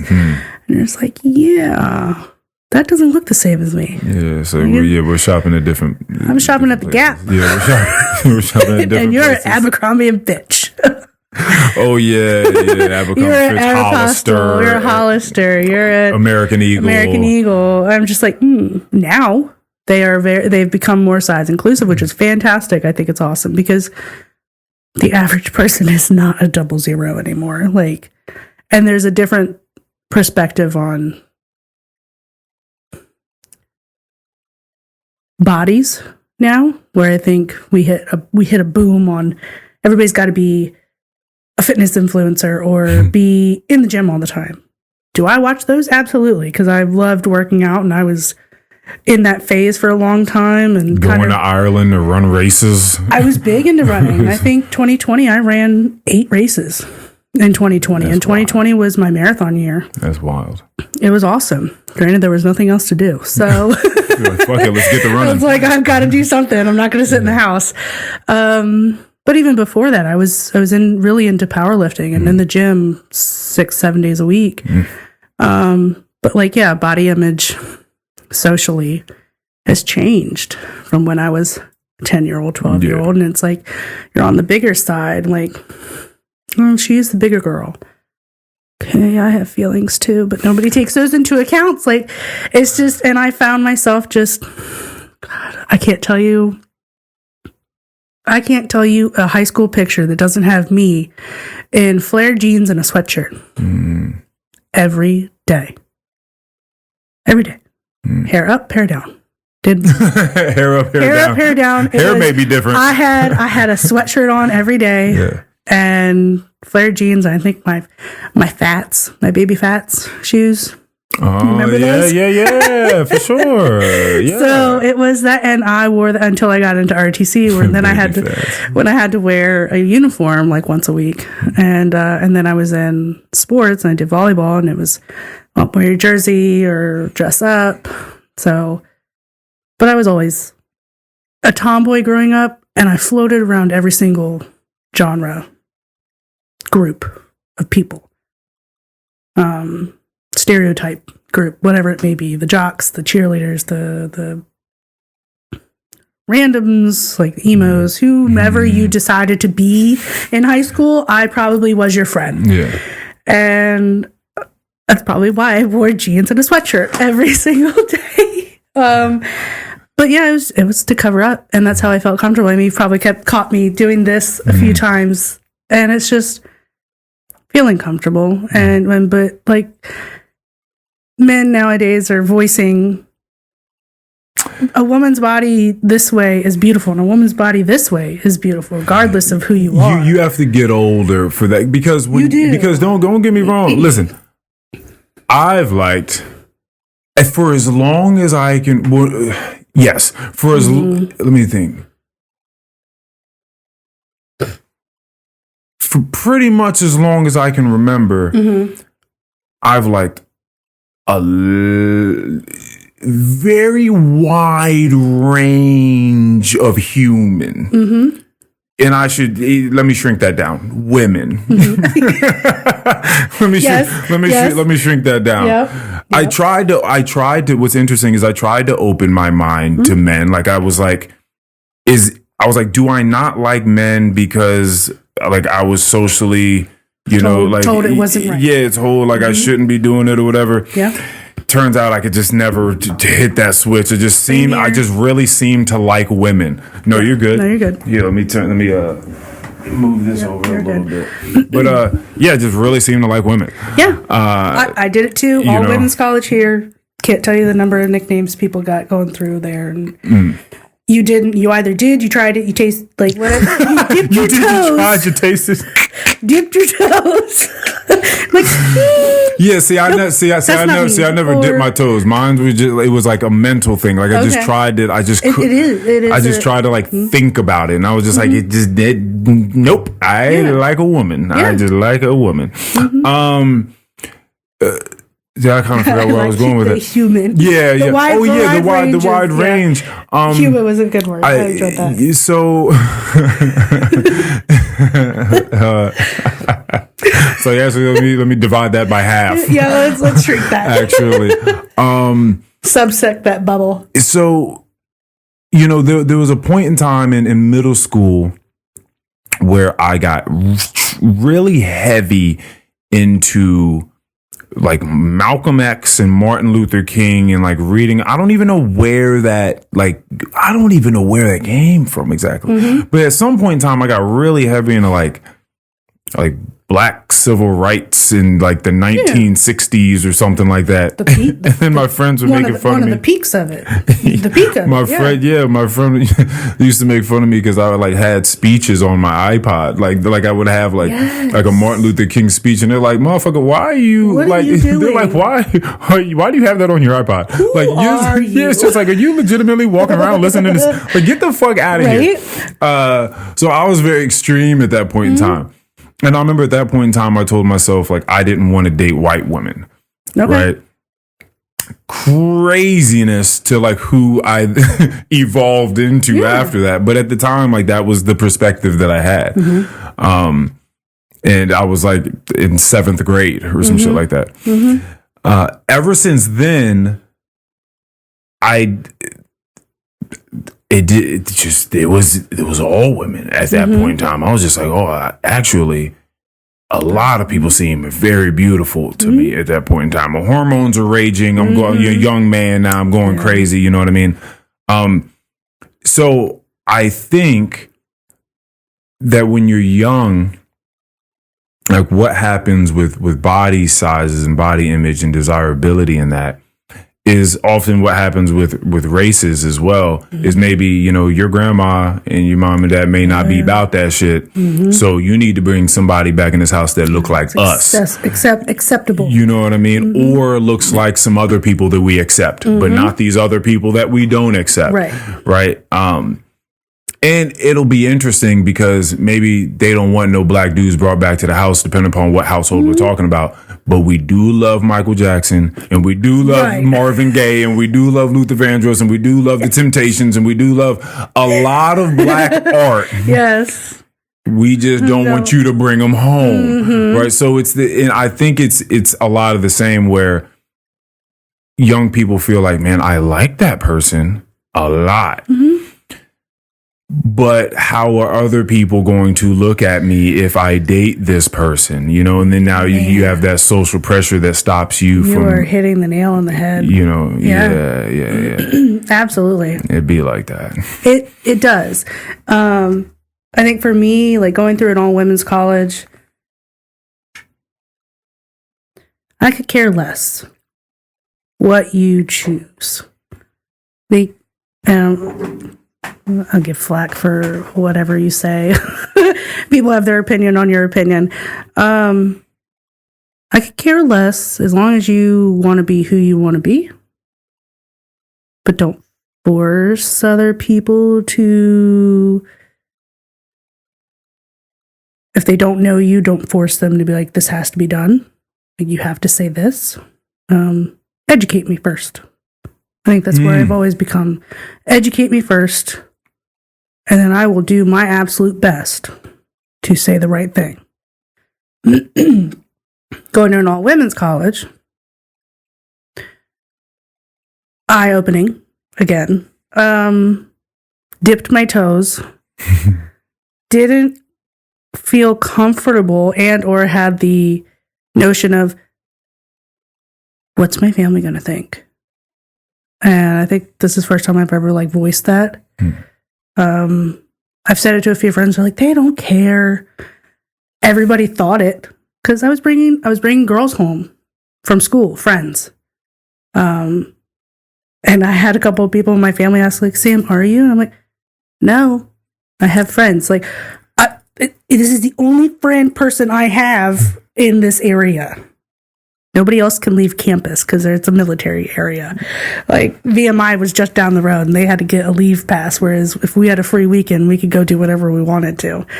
I was like, no, these are my friends. Like, I did RTC in high school. So there was an all women's drill team I was a part of. And we would do sleepovers at everybody's house. I'm like, hey, you guys want to go home? Go to my place? I'm maybe 2 hours away. And I'm like, yeah, let's go. And I was like, and my mom loved everybody that came to my home. Some of my family had questions. I'm like, no, it's not for me. I respect anybody who is. I'm not going to treat you. I have so many good friends who I absolutely adore. And no, maybe, no. I don't know. at this point. But I'm more or less like I appreciate everybody. I try to be as open-minded as I can be, and I appreciate and I respect your decisions, your choices. They're yours. The dating pool for me, I think I limit it. I get in my own way, but I've always appreciated the guys. Yeah. Like, not when somebody's gonna be like stronger than me. Like, I'm strong in my own way, physicality or whatever it may be. But I've always thought of that. I'm like, I want a strong man to help take care of me and add to my cup.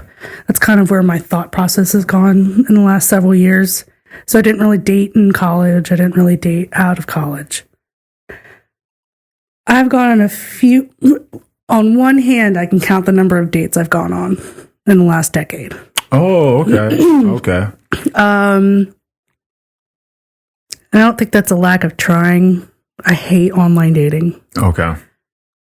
I want to meet somebody the old-fashioned way. Yeah.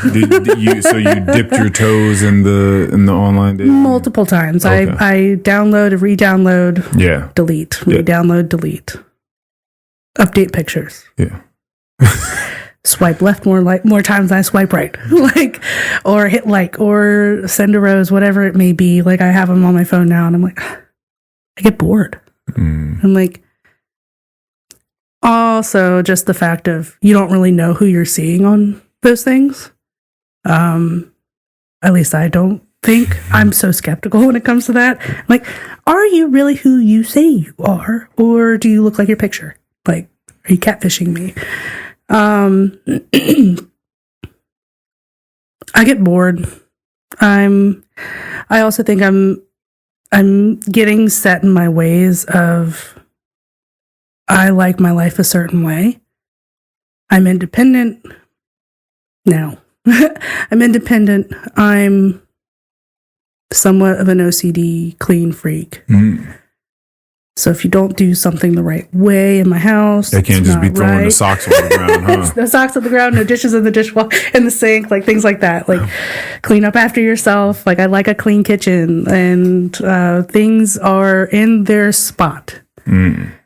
So, can't tell you how many times I would go to work in the office and people would move my stuff. I'm like, no, don't touch, please. Like, and they're like, Sam, I need to borrow this. And they're like, okay, just put it back where you found it, please. So allowing someone into that space it'd be quite the compromise. It would. And I'm, like I said, like, add to my cup. Like, my cup's not full. I try to keep it to where it's not full so that I can add to it too. But add to my cup or don't take away from it. Like, you've got yours, and if your cup is the same as my cup, and we just do that, and we coexist together, and we do life together, awesome. Or we add to each other. And in that way, you're adding to each other's cups. Don't take away from it. Don't go dumping mine all over the place. Worked kind of hard for that one. Worked kind of hard for that cup. It's really pretty right now. And just, I think I've become so independently single. I've been single for so long. I'm sure I'd say something wrong, and again, this is all in my head. I'd say something wrong and somebody'd go running for the hills, or I think I've talked myself out of some relationships on this couldn't work.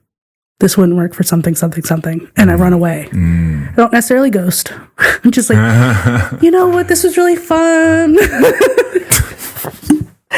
I had a great time. Bye.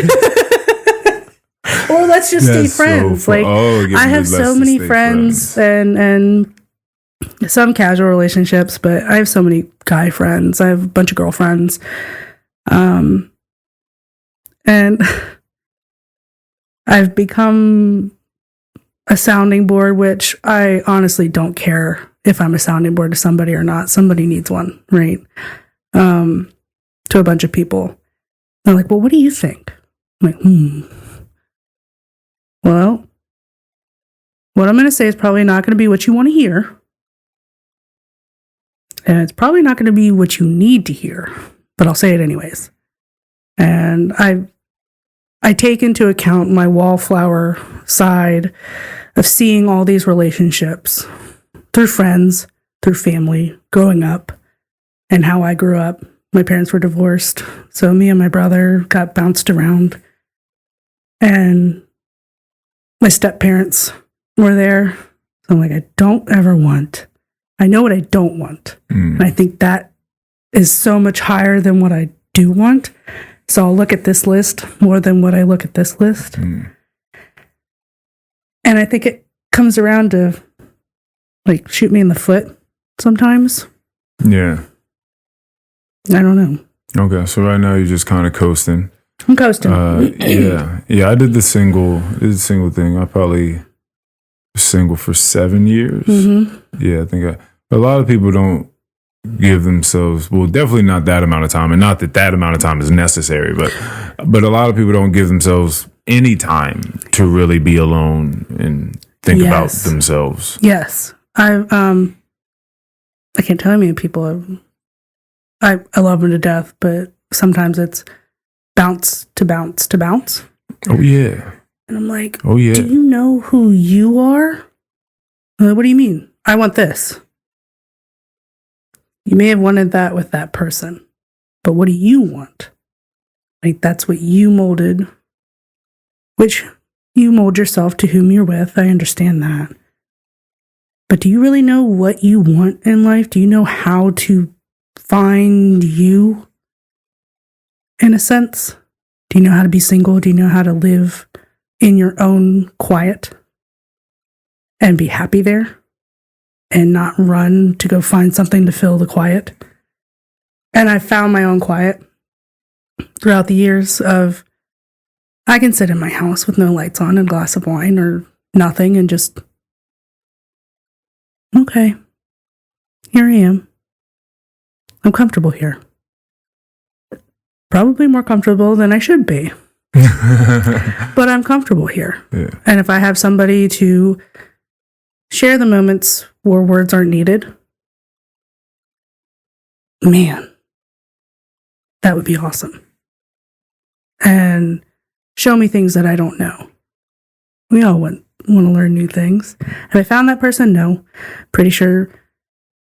I think my latest thing is, I'm sure my soulmate isn't on this or in the States. It's somewhere over there.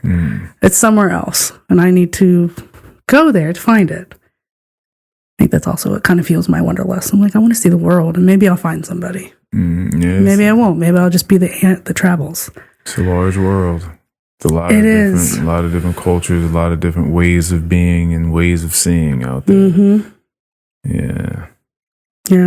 So it's and a lot of the times, not spending all your time like looking for it, as you were saying, like brings it to you in an organic, in an organic way. Sometimes you just gotta be in the midst of doing what calls to you, and things arise, and then you have to be aware when they arise.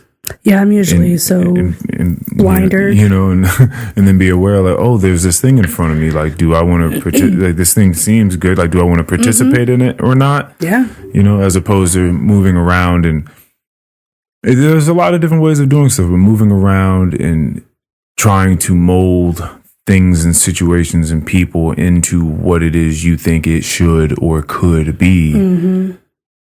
A lot of times it doesn't. And I think I think also I have blinders on when it comes to that. I can't tell you how many times my brothers come up to me, because we used to live together for a while in Warrington. He's like, you don't know how many people actually come up to me and like, so what's the deal with your sister? And he's like, I don't know. Like, she's right there. Is she seeing anybody? No. She is not giving me the time of day. And that is not in a case of I'm doing it on purpose. It's, if you're not forward enough to say, hey, I like you, I go about thinking everybody wants to be a friend. Because that's how I moved around life. It was, I'm going to do this. I'm going to have fun. I'm meeting new friends. not I'm meeting potential people to be with. Yeah. I often hear from women. It's funny because it either goes either way. There's usually never like any middle ground. No. I usually hear like guys are way too forward and they're nasty. Yes. Or guys are so stupid and cannot pick up on signals. There's never like any middle ground. Well, it's also the guys are like the woman who makes the first move is sexy, is awesome, is great. And I'm like, nope, that's not me. You have to come to me, or I'm going to sit in my corner and watch. And then there's the extreme of the woman that comes and makes the first move is slutty for it. Yeah. Like she's like, that's a bit much. Yeah. Relax. She's a little too extra. Yeah, like she's not a lady. Be a lady. Wait for me to come. Right. You know what I mean? Yeah. So these are very unsophisticated views. Like these are the extremes in which you speak of. Yes. But we know that there is nuance to things, right? Yes. So, you know, when women will ask me like, what do I got to do? Like these guys, like, I swear I'm trying to show him, but he's like not picking up on it at all. And I'm like, listen, I've been known to be stupid as well. It's like, you know, my partner tells me all the time that women are attracted to me in whatever situations. And there have been times where, you know, I haven't agreed with her, or I'm just like, okay, I understand that's your perspective. And she's like, yeah, but my perspective is right. Like she's like, say that part too. Like, she's like, no, Earl. And I'm like, well, okay, like I see what you're saying, but on the side of the guys, especially now, it behooves you to be cautious. You know, back in the day, in movies that were coming out in the 90s and the early 2000s, guys looked up to guys in movies that were just smooth, walking up to women, you know, talking to them, doing whatever, like saying wildly outlandish shit and then just sleeping with them the same night. Like it was this very cool idea, right? Not in the age of the internet. Like you don't want to be caught on the wrong side of anything. You don't want to make anyone feel uncomfortable, feeling like you picked up on a sign. The sign was wrong. Right. They're actually just a nice person. They weren't flirting or trying to give you any signals, but you felt like they were. Now you don't said some shit that you can't come back from. It's a tit for tat of, let me buy you a drink. That should be reward enough. Yeah. There's that weird transaction, transactional sort of type of deal. So I'm just like, listen, I tell women that talk to me about this, like, I'm gonna be the stupid guy every single time. If I think the best thing that men can do as far as courting goes, like the initiation, is if you're going to, you got to learn how to be like ultra respectful, respectful. Yeah. Is pretty much what it is. Like you just have to learn how to be sensitive and respectful when speaking to someone in that way. Like if you're trying to let them know that you are interested in them, you just gotta know. You gotta read the room. You gotta read facial expressions, body language, tone. You just have to understand like how to be respectful about it. And then as soon as there is a no of any sort, that's it. That's it. That's the end of the game. That's the end of the situation. Like, okay, cool. Thank you very much for your time. That was so nice speaking to you. Thank you for doing this, for having this moment. I appreciate that we share this moment. Later. Peace. Right? And fade out into the back. Just fade out. Fade the fuck out. Turn into Homer and just fade into the bush. That's it. That's it. That's it. You know? I think that's the best thing that you can do. 'Cause I know that people feel scared to do these things. They don't want to end up like in a text message group chat. They don't want to end up with their picture anywhere. They don't want to end up on someone's Instagram, or is it just be like, so this motherfucker did X, Y, and Z. Like T and the red flags. Yeah, you know what I mean? You're just like, oh shit, like I got to be real careful. I just don't want It's funny enough you say that. I'm on a group on Facebook down in Virginia Beach, Chesapeake, Norfolk area of, are we dating the same guy? And I'm like, I've heard of this. I did it once for a guy I was potentially going to see. And nothing really bad. Nothing really bad. Just preferences on these other people. And I'm like, okay. I think I waited too long to respond to him. All of a sudden, we're no longer matched. And I can't find him. I'm like, sorry, I have a life. Like, I try not to be tied to my phone as often as people are. And it's a process.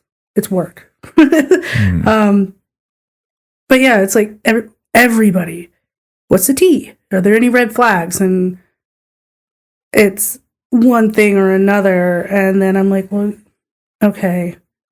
Yes, those are bad things, but also if he matches with anybody else, he's kind of screwed on, is he ever going to find somebody outside of the 757? Because everybody's talking about him on this one page.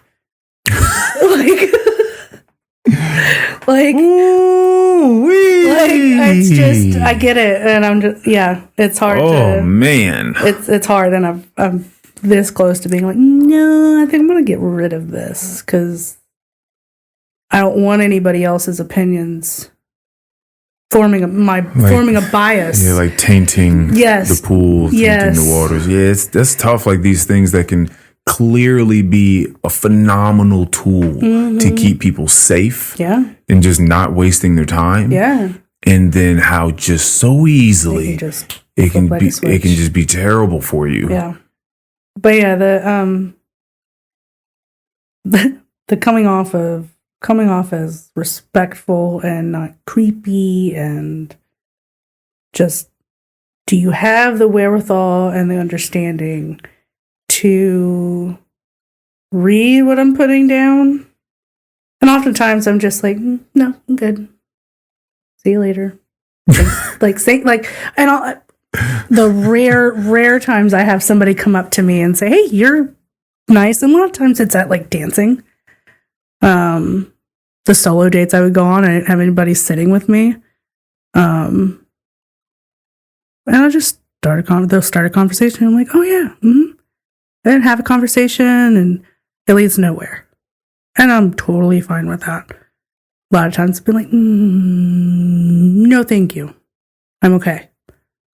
Appreciate it. Scoot that way. Like, you're a little not what I'm looking for at the moment. It's just a little too much. And maybe it's just like whatever day I've had, I'm putting blinders on. But yeah, the online stuff, it's so, I think it's impersonal. But then I say that, and then I'm like, I don't want somebody to come up to me in the middle of a bar or on the street and like, what do you want? Yeah. Like, you're in my bubble. Freaking me out kind of thing. I created some little YouTube content years ago. A friend and I went out because I wanted to do some little social experiment or some survey of sorts. And so I'd say the age range was anywhere between like 18 and 25 at the time. Yeah. And we went to different malls and just different locations, I think a few different malls. And my friend just recorded me asking women. Oh yeah. Yeah, I mean, I would walk up to them and I'd be like, hey, listen, like, I have a friend that's recording right now. This isn't even going anywhere except for YouTube. It's just of my own interest. Curiosity. To ask women how they feel about men approaching them and asking for whether they would want it to be their phone number or whether you would want it to be your socials, so you could kind of vet them first. Yeah. And like how you feel about this whole subject. And, someone would be like, oh, no, I'm all right. And then someone would be like, oh, I definitely want to be a part of this. So I interviewed some women, and it was interesting because you do get the people that are like, no, please, like days of the old, come back. Come talk to me. The courting. You know, just come. If you see me at the supermarket, I'm about a bananas, you're about the asparagus. You know what I mean? Go on, waltz on over here and let's see what happens, you know. If I look appealing with a top knot messy bun and my sweatpants and my hey dudes, say something. Because oftentimes I think I look like a hot mess. Mm-hmm. And I'm just here to buy, like, no makeup on. I'm here to buy my stuff and I'm going to go home and I'm going to cook it and I'm going to sit on the couch and watch a movie. But yeah, if I look, like, a compliment goes so far when it's not pressured and not incentivized or implying anything else other than, unless you want it to be, unless it comes across as, oh, well, thank you, and something strikes. But just a compliment. Like, I've tried to be better at, like, you look really nice today. Or, oh, I like that jacket. Like, your shoes look really cool. Like, whatever it may be, to random people. I've tried to do that to random people in the supermarket. Yeah. How's it come out? You been all right? Yeah. It's met with kindness. Oh, thank you. Have a good day. Yeah. That's it. Actually, I did have a very long-winded conversation in the Kroger like 4 months ago over Aquaphor. This dude had just gotten a tattoo and he's looking at Aquaphor and I'm like, oh yeah, no, it's great. I love it. It's good for anything, really. Started talking about tattoos, where he got it, and then somehow that one conversation led to, this is what I did in the military and this is what I do now. And this is how old I am. And I'm like, you're a really nice guy. And then all of a sudden, like, other people started coming into the aisle. And I'm like, I got to finish my grocery shopping. But he didn't even ask for a number. Like, no other exchange was made. It was just like, hey, good talking to you. Thanks for the advice and or recommendations of where to get a tattoo. And then we just went our separate ways. Yeah. But yeah. Yeah, for me now, as I'm having more of these types of conversations out with people, a lot of times it's ending now with, do you like podcasts? You ever think you would be on one? Right? Like, you know what I mean? And so it's funny, you know, I mean, you just kind of, I'm jumping into someone's DMs like, hey, right? Hey, we have the same people. Samantha, what's going on? Hey. Honestly, when you sent that, and I was like, who is Earl? Fair enough. Who is? Why does he look? Why does this tag look familiar?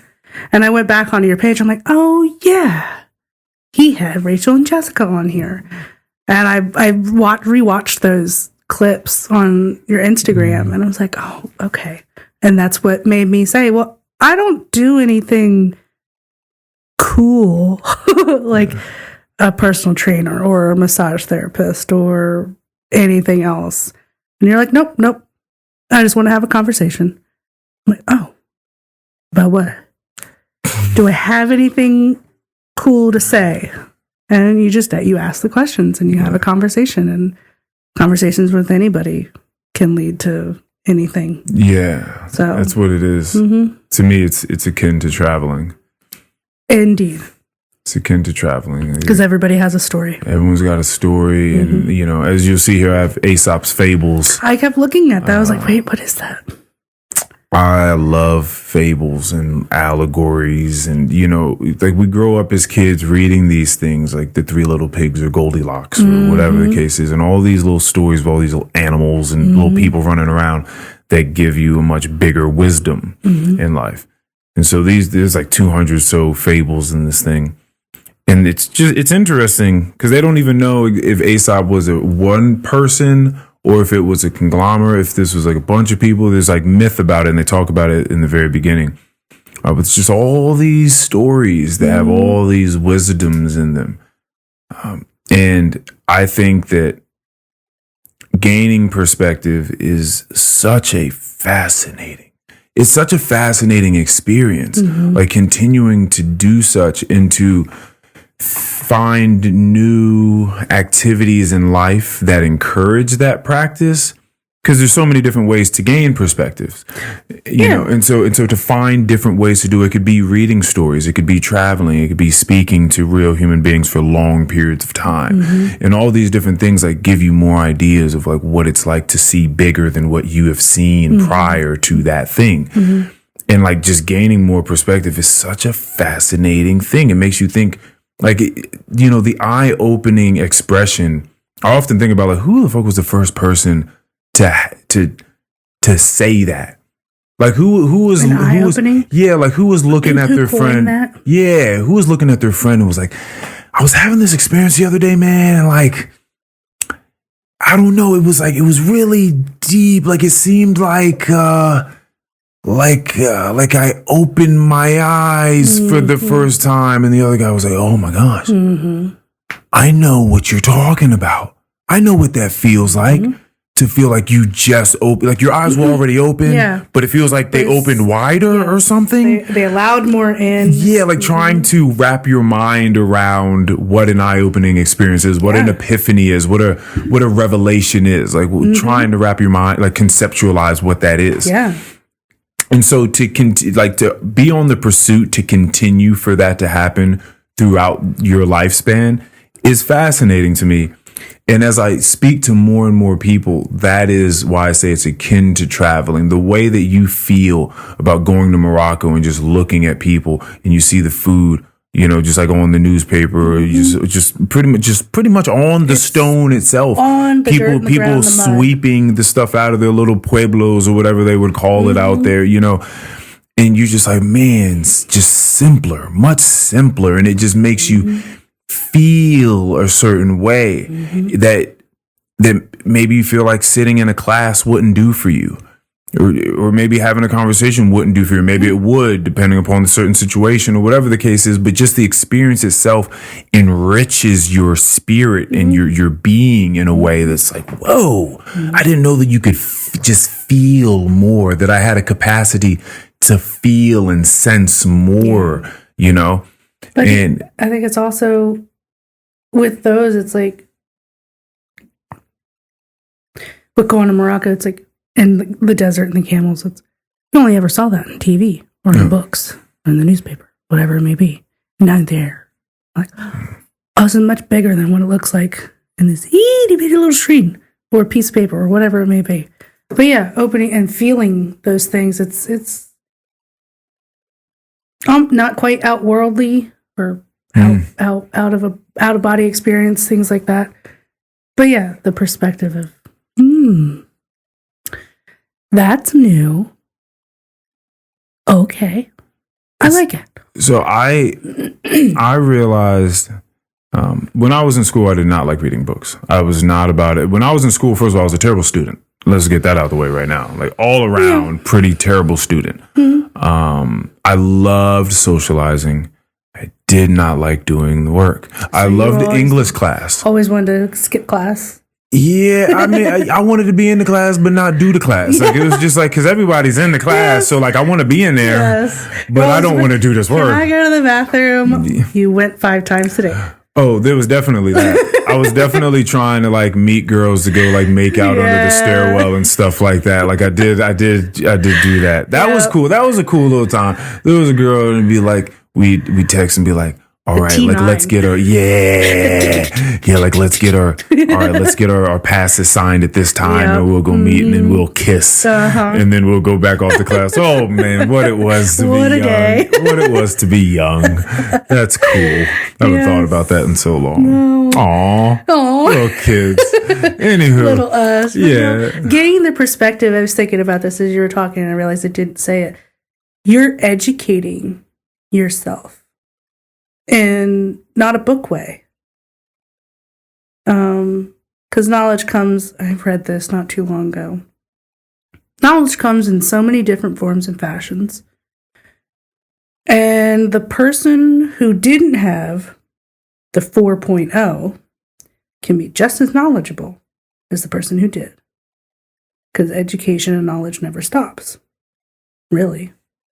The more you live in now, like this day and age. Hopefully it doesn't. Hopefully it doesn't. Hopefully you don't shut that off. Hopefully you don't shut that off and become a like a shoe-in and you close yourself off.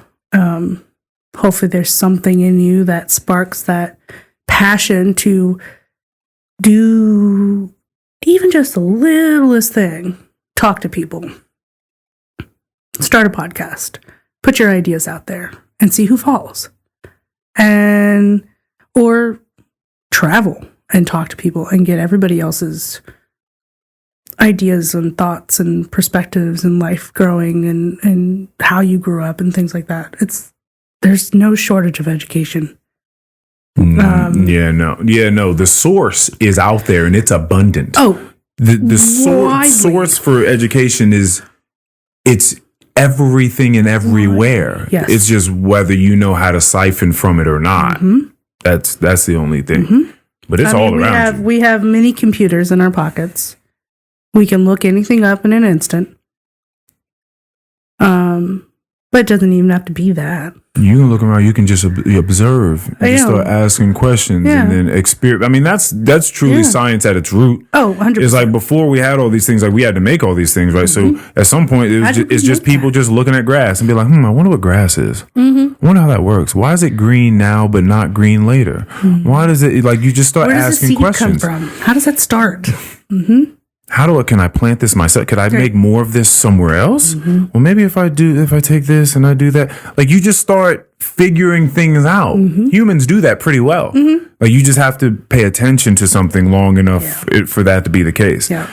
So for me, fables are amazing. But when I started reading books, it was not well after, but like literally like right after high school is when I decided I wanted to start reading books, probably because at that point in time, I found that there were things that I was interested in that just weren't presented to me in school. Or at least maybe some of the things that were presented to me in school I would have liked had they been presented differently, whatever. But I started reading afterwards, and through reading a lot of different types of things, I do enjoy deeply informational, nonfiction books and all sorts of books. But it seems to me that these perspective gaining ones, I've seen for a long point in time. My friend Mikey and I talk about it. Like, can you look back and see yourself years ago? I mean, 5 years old, 10 years old, 15 years old, 20 years old, and see how you were getting to become who you are now. Like, can you see it? How far back can you see yourself getting to be this person that you are today? And I see all these steps of like what it was I've been searching for and how I was grasping at things and sometimes nothing and straws and things of meaning, trying to get to where I am now. And third person omniscient point of view books, for me in particular, in which the story is being told by what seems like a god of sorts, a narrator that knows every character's thought and every character's way of being in the story. So that when you read the story, you understand everyone. It's not just the first person where you only understand the person that's telling the story's point of view. You understand every single character's point of view, why they did what they did, how they did it, and how it ripples into everyone else's path. And so when you're looking at it like that, you're forced to look at things from various perspectives. You're forced to in order to read the book. And in doing so, the more and more I read those novels, and we're talking about like the classic novels written by like Charles Dickens and Marianne Evans and Oscar Wilde and all these types of, and Jane Austen, that are anywhere between 400 to 1,000 pages. So these are very, very long, dense books, usually of the fucking 17th, 18th century. So I'm in the dictionary often trying to figure out what they're talking about. How they articulated everything. Oh my goodness. The verbiage is so but they were so beautiful, the way that they would paint a picture. It's so eloquent. I'd be like, oh my God. Yeah. Oh, how do they do this? Like, I'm like the mind of a person to be able to look at something and describe it in the breadth that they have described this thing. They must be looking at life through a magnifying glass at all points in time to see people and things with such detail. Like it's beautiful. Yeah.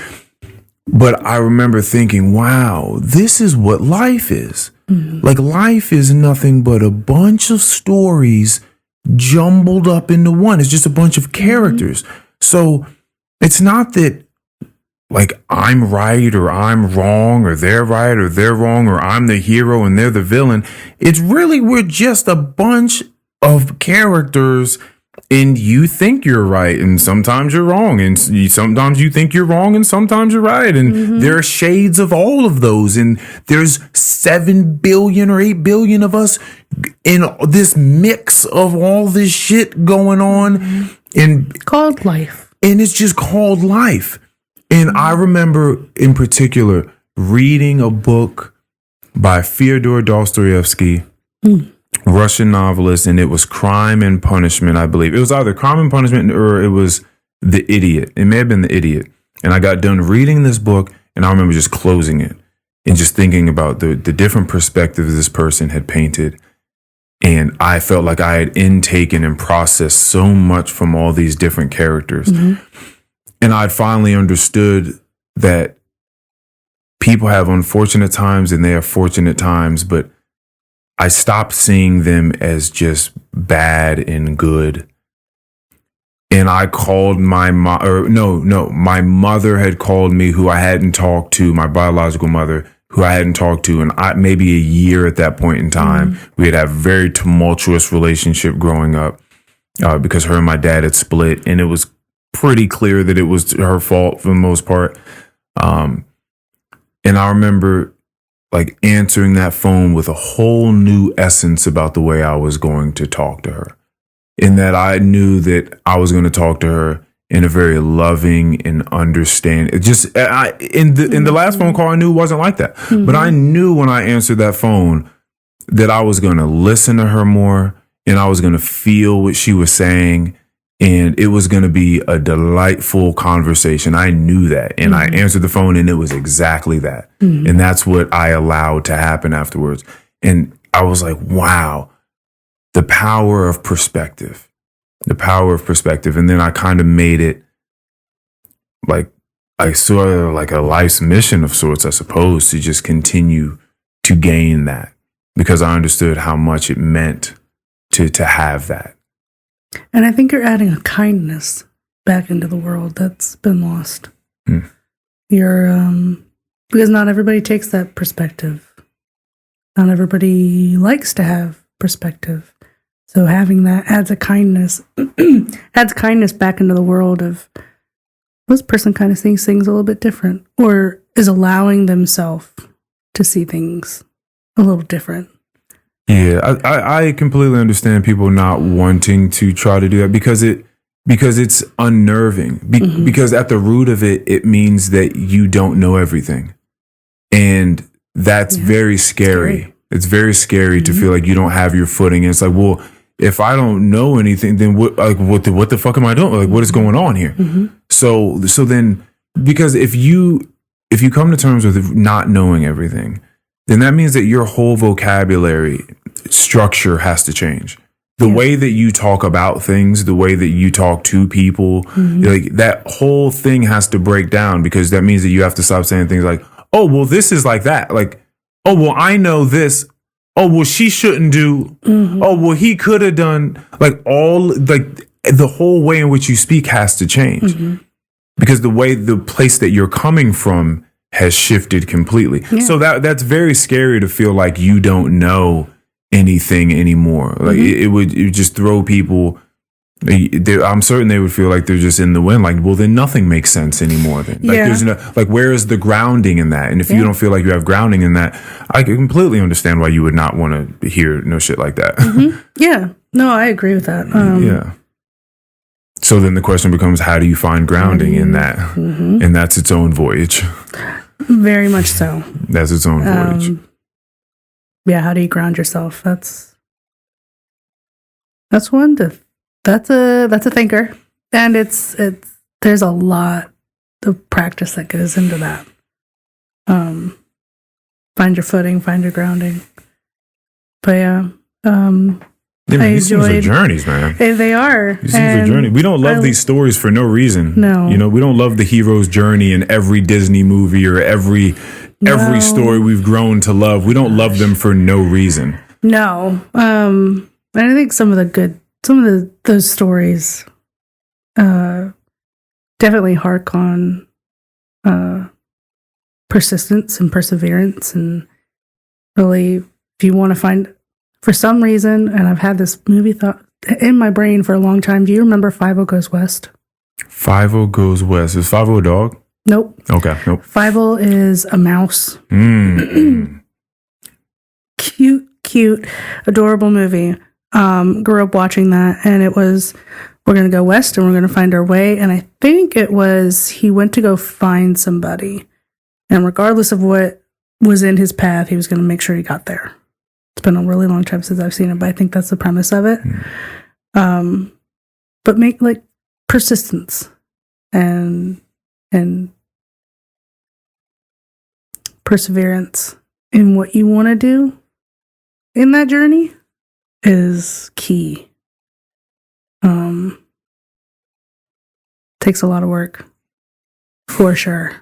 It's a voyage. It's a voyage. It definitely is a journey. But I liked how you said in the novels and the fables and the articulation of those books is astounding.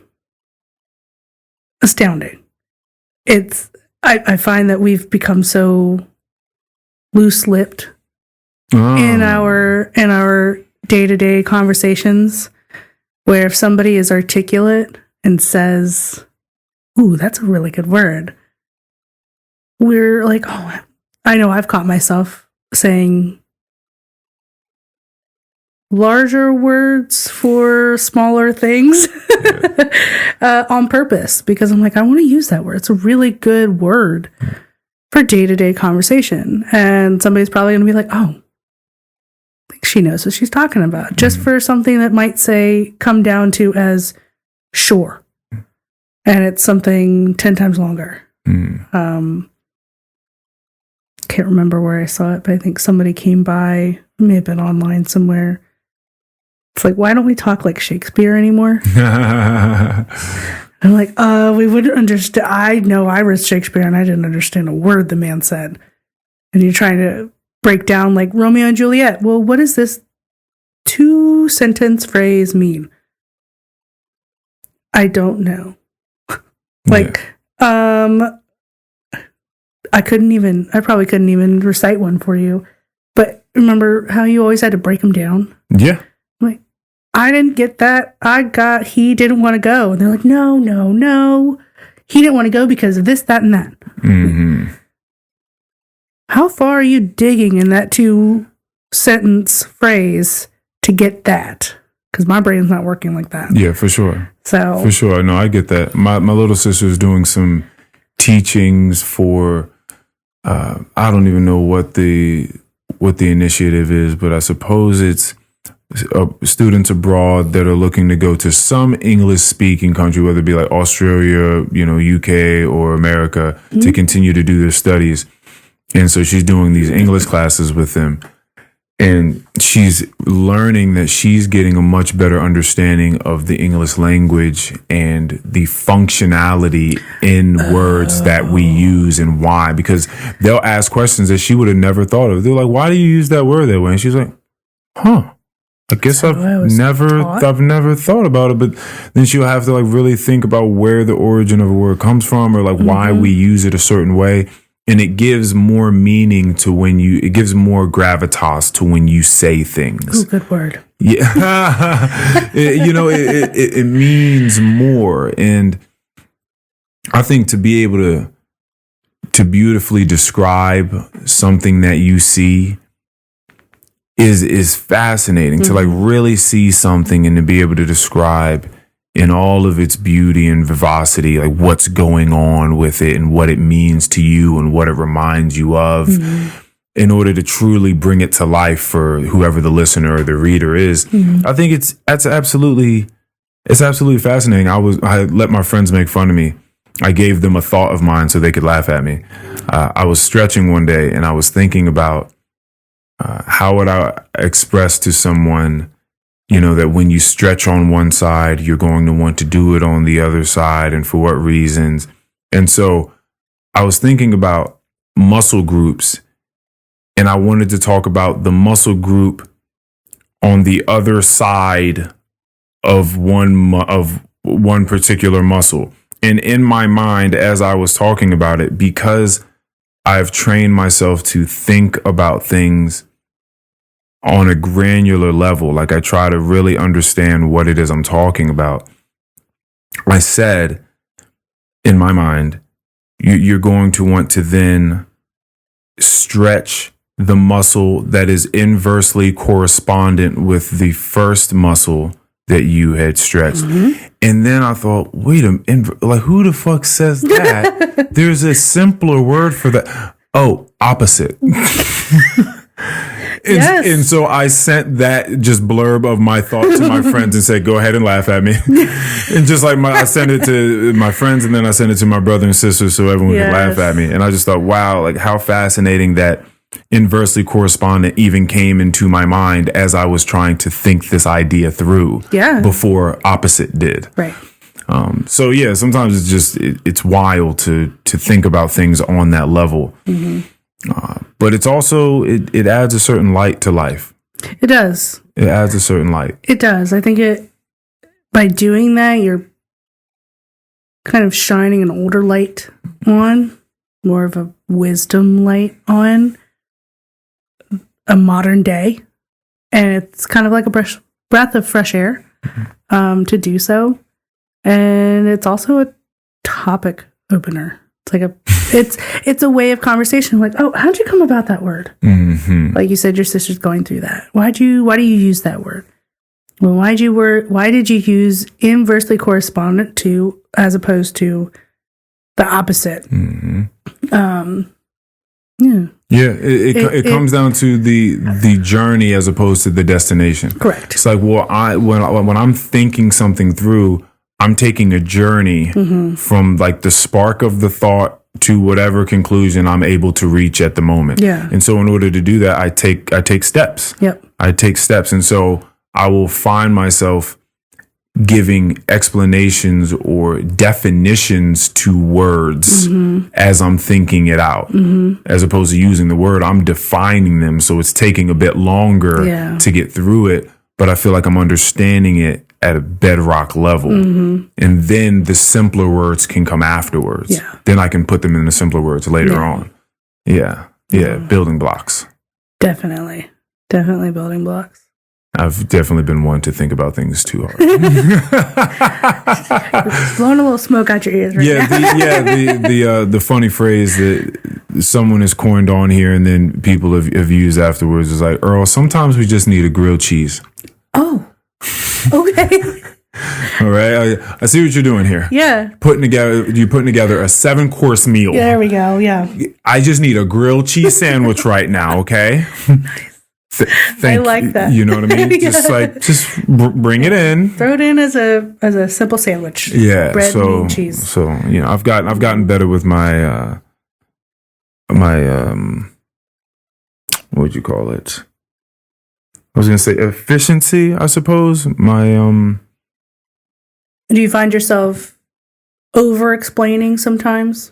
I have in the past, so I've gotten much better at it. Much better at it, mostly because I'm not explaining. I don't feel the need to explain things as much as I once did. Okay. Yeah. Is that because people won't listen? No, it's more so because I'm not as interested in what I have to say as I am what other people have to say. There was a point in time which I thought like what I had to say was the coolest shit ever. So I was trying listen to me. Yeah, so I was trying to get that out as much as possible. Now that just doesn't seem to matter to me nearly as much as like experiencing what other people have to contribute and share with me. I'm much more interested in that now. I get that. Yeah, I was very, very big-headed at a point. I think we all are at some point in our lives of, I have all the things to say, let me say them. And you should just listen, like regardless of what I say, if you like it or not. Yeah, it's different. It's weird how we change our views as we get older, for the most part. I love watching certain anime or certain Japanese made things. I really, really resonate with a lot of their teachings. Mm-hmm. And a lot of Asian philosophies, actually. I agree with that. And anytime there's some sage of any sort, some elder of the town or of the village, if they are gracious enough, the narrator or whoever made that content, to show you the early life of that sage, they're always just some young little shit. Like they're always just like everyone else in the sense that they were running around making a fool of themselves, tearing stuff down, sabotaging, self-sabotaging. Like they were a lot to handle, right? They were a little ruffian. Yep. And they had to go through things as other people did. And it just so happened at some point, enough weighed on them, enough came across their consciousness where they were like, okay, I think I'm getting the hang of this life thing. And then they end up some sage. They just weren't that their whole life. You know? Yeah. You just got to give time. No, I get that. You have to give time. And it's fascinating to me that all old people are not wise. No. It's fascinating that only some people get older and somehow acquire wisdom and allow these things, these teachings, whether through whatever facet, book, traveling, people, music, whatever, allow it to sink in. But then there are others to change. But then there are others that continue to go through life and they get older and they get older and they get older, and those teachings do not settle in. They do not. And they're just old fools. Yes. It's fascinating. It's fascinating how that happens. Yeah. The ability to allow yourself to change and change kind of with the times, but with an open mind, but still hold your values, is fascinating. But then if you stay set in your ways and you're like, nope, that's not right. Nope. Like, do you get secondhand anxiety? I've just been hearing this from some people recently. They're like, oh, when I'm around so-and-so, like I get secondhand anxiety because they're just so erratic or whatever. It makes me anxious that they're anxious. And I'm just like, Sometimes. Does that ever happen? Maybe you're better with that. Maybe. Sometimes, I can definitely catch when somebody's like uncomfortable and they're like, well, I really shouldn't. I'm like, it does. They emit that energy of, I'm uncomfortable. I can't do this. I can't do this. I'm like, do you want to go? Okay, so you don't necessarily absorb not that. Always. Okay, not always. Okay. I was just saying. Definitely caught like you seem like you're, it almost makes me uncomfortable. Right. And I'm like, do you want to go? Or maybe I should just I should go. Yeah, right. Like someone's got to go. Somebody's got to leave this area to allow your space if that's really what you need. Yeah. No, I don't really get secondhand anxiety. Okay. I think I have my own. Yeah, you're enough of your own. Okay, got you. That's so funny. But it's a kind of play off of wisdom and sage advice. A friend of my mom's said this, and I've had some experiences this year to where it 100% resonates in this one phrase of, things happen or people happen for a reason, a season, and a lifetime. And man, if that didn't hit home for a few hard-hitting moments this year and for other people.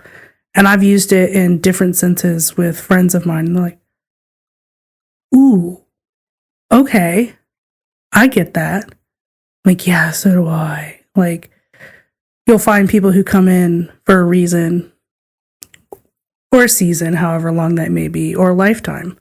And then you find people who may meet and match every single one of those. And it's weird how that happens. Like they came in for a reason, they stayed for a season, they became lifelong friends or lifelong partner, or this situation became a lifelong thing when it was only supposed to be this big.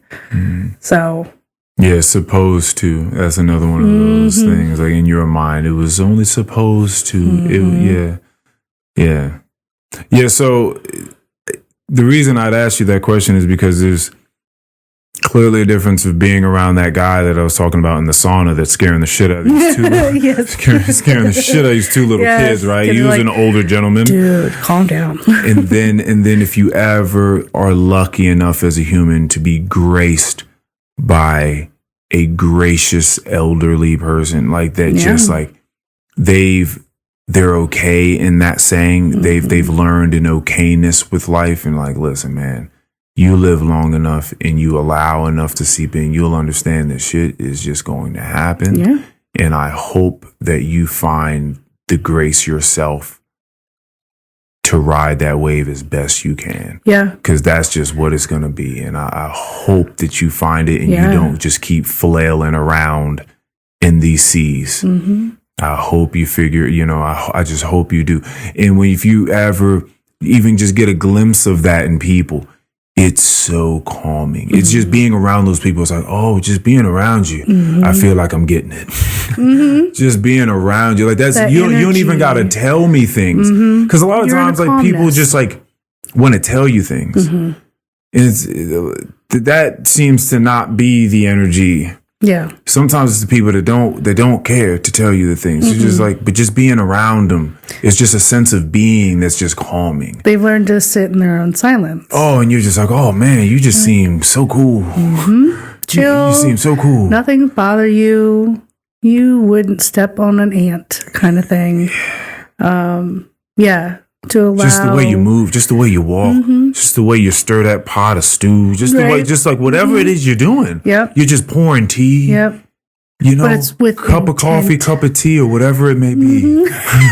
Oh, you think I'm playing around? That's again like I'm about to put that up somewhere. I love it. And then I'm gonna put your name. I'm gonna put just like my lady did that one. I'm gonna put your name after the dash. Oh yeah, I'll give you your credit for sure. I love that one. Yeah, I'm gonna have Samantha Sanchez. Correct. There we go. Yep. Yeah. I'm gonna have that up on one over on here somewhere. Yeah. Yeah. No, it's that's why I love A Reason, a Season, a Lifetime, and I quote Liz Kurtz on that. She said it to my mom. My mom told it to me when I was kind of down on a friendship and turned into like a huge breakup.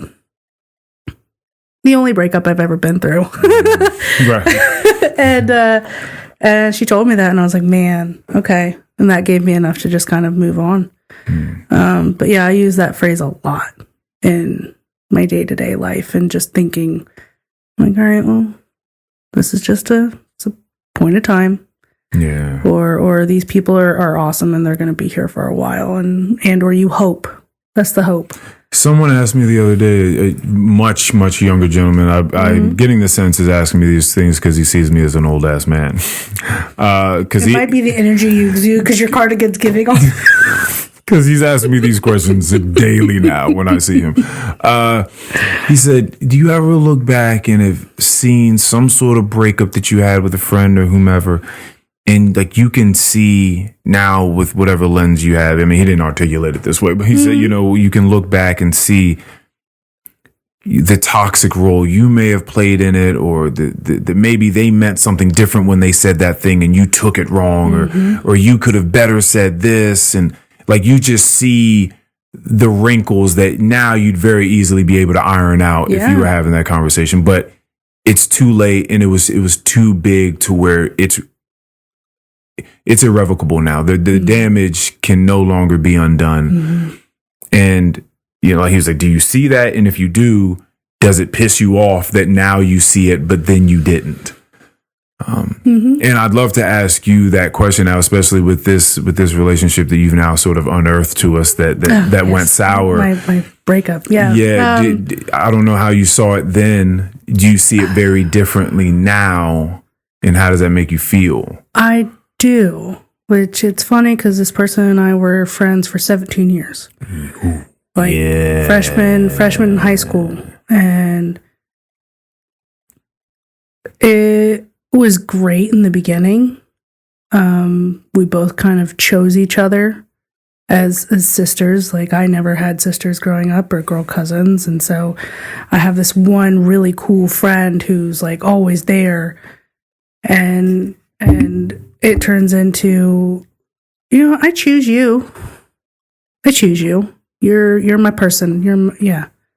Let's do this friendship and this thing called life together kind of thing. And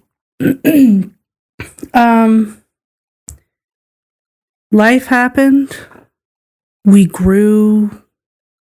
I knew I grew. Like, I went off to college. She stayed local and did the work thing. She didn't have family, so my family became hers. And this is all one-sided. I'm sure there were things that I did that weren't all that great. But it became, in my mind, it became one-sided. Like, I was always the one to reach out. I was always the one. I'm always there for people. Like, you need me, I'll drop anything I can do. I've caught myself as a people pleaser, trying to move away from that a little bit for my own sanity and my own peace of mind. But I wasn't getting the time and energy put in as I was giving. And it really kind of hit home when big life events weren't shared. And not that we had to talk every day, which on occasion we did. But big life events weren't shared. And I'm like, well, it just turned into like being social friends. I'm like, we had 17 years of like family vacations and you do this, I do this, and you want to match, I want to match. What are you wearing? Let's wear the same, something similar. Or where are we going? Twinsies. Like, where are we going? We got tattoos together, and I'm matching. Mm-hmm. Oh yeah. And I'm just kind of like, it just turned into the amount of effort that wasn't shown. That kind of hit home of kind of doing everything. And then when I kind of knew, it happened a couple of years ago. It was just like my time and energy was just run over with a car. Whereas I had things to do, yet I didn't have the wherewithal in myself to just say, hey, I can't do this. I got to go do something else. And it kind of came back to bite me in the butt of now I'm rushing to get my stuff done when I spent hours on you that wasn't important enough. And things changed. Conversation was had. And it changed for a short amount of time. And we're all creatures of habit. We fall back into our own habits. And I knew at that point in time, I never wanted to be treated like that. I never wanted my time to be less than anybody else's. And I would hope that I never treated anybody's time less than mine. I'm always punctual. I always try to, if you want me there at a certain time, I'm going to be there. I'm probably going to be 10 minutes early, because 10 minutes early is on time. That's the regimented side of me. And it just continued to happen. And it hurt. It got to the point where I stopped telling this person where I was going to be, what I was going to do. And I knew once I made that change and I stopped texting, I stopped calling, I knew it was never going to pick back up. Like, it was kind of like, all right, well, like I moved. She knew I was moving. She kind of helped me move some of my stuff out into storage before I moved down here. And I moved, and for as close as I thought we were, I never got a, how'd the move go? How you doing? This, that, and the other. And then it was a text maybe 4 months later saying, I hope you're living your best life. I now loathe that statement because it sounded so dismissive. And I'm like, I'm doing good. how are you?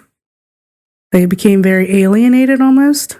And we just stopped talking. It turned into whatever I was posting on social she was looking at, but I wasn't worth a phone conversation or a text. And I just got to the point where I was like, look, I chose you. And big life events happened, and I wasn't a part of them, and it kind of hurt. And I know I was being petty. I probably could have reached out and said, hey, congrats, or hey, this is cool. But I also never got that back. So why was I going to put the effort in to do it? That pettiness of tit for tat. Mm-hmm. And I wrote a really long letter to myself, from myself to her, but never to be sent. Never to be sent, never to be read aloud. And wrote down all of these things that I had remembered and known, and things that we talked about for being lifelong friends. Like, we're going to be in our wheelchairs when we're in the nursing home, pushing each other over. Like, we're going to be those people. Like, this, that, and the other. And I'm going to race you down the hallway. Like, we're going to be that friend couple. It's like, screw our significant others. We're going to be in the nursing home together.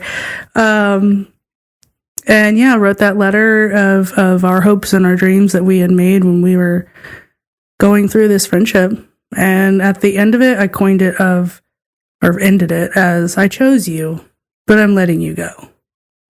Like, I'm choosing my happiness now with my very small circle of friends who put in the same time and effort to see me and talk to me and spend time with me, and vice versa. I don't have that much time. Not that there aren't other people who I don't talk to every day, every week, every year, every couple of years, who still wouldn't be like, oh my God, how are you doing? Let's go get coffee. I knew once I made that decision, it was never going to happen. And it hurt. I'm like, man, did I waste 17 years? Did I make excuses? Did I cover this up with rose-colored glasses because I'm like, oh, it's just how this person is? I did, but not anymore. It's got to change now. I have to change. And I have a really great group of people who we may not talk every day, but if I needed them, they'd be there. And when you look at this experience that you've had with this person for almost 2 decades, do you, in your heart of hearts, see that as a waste of time? No, I see it as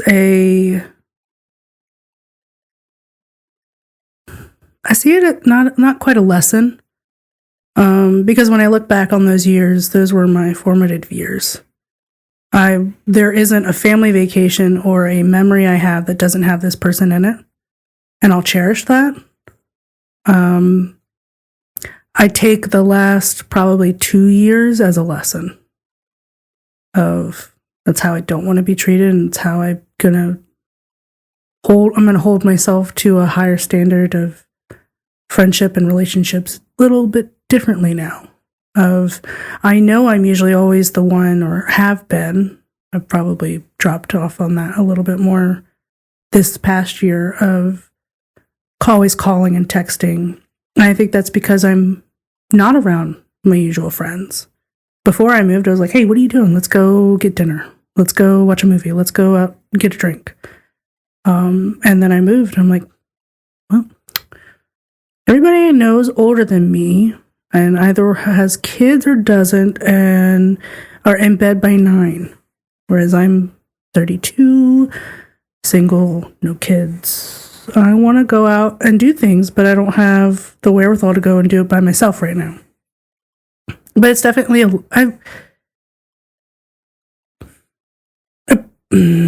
blessing in disguise almost, to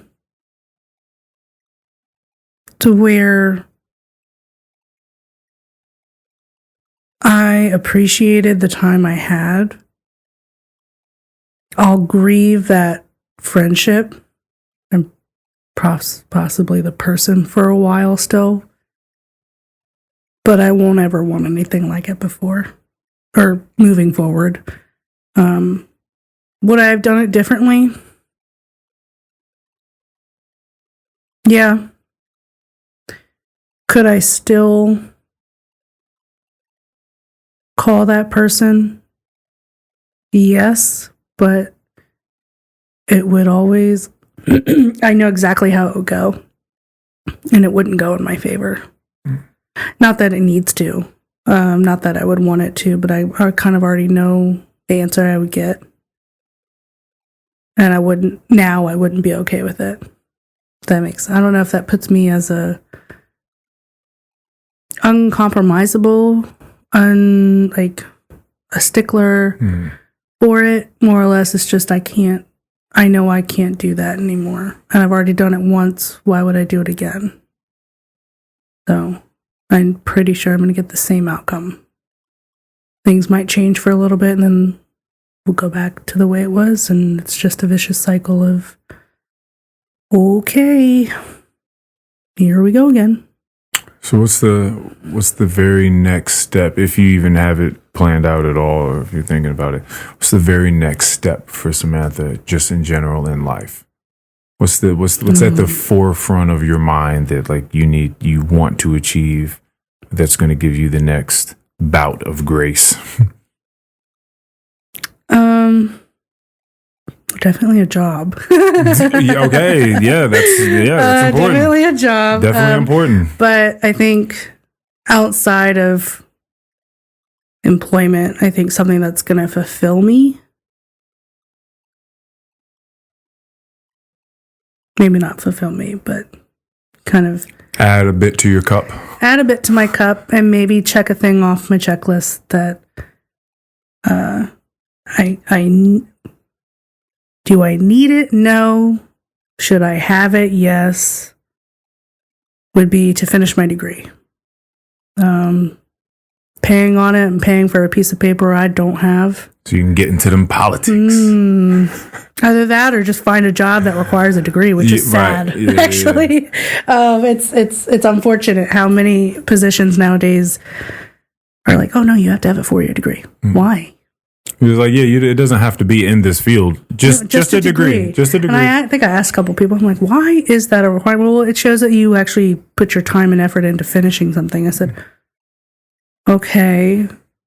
So I don't have that 4-year degree, but I have a decade's worth of civil service in multitude of aspects. And you can't take that and my 2 or 3 certifications into account. Well, some ways of thinking are slow to change. Oh, man. Very slow.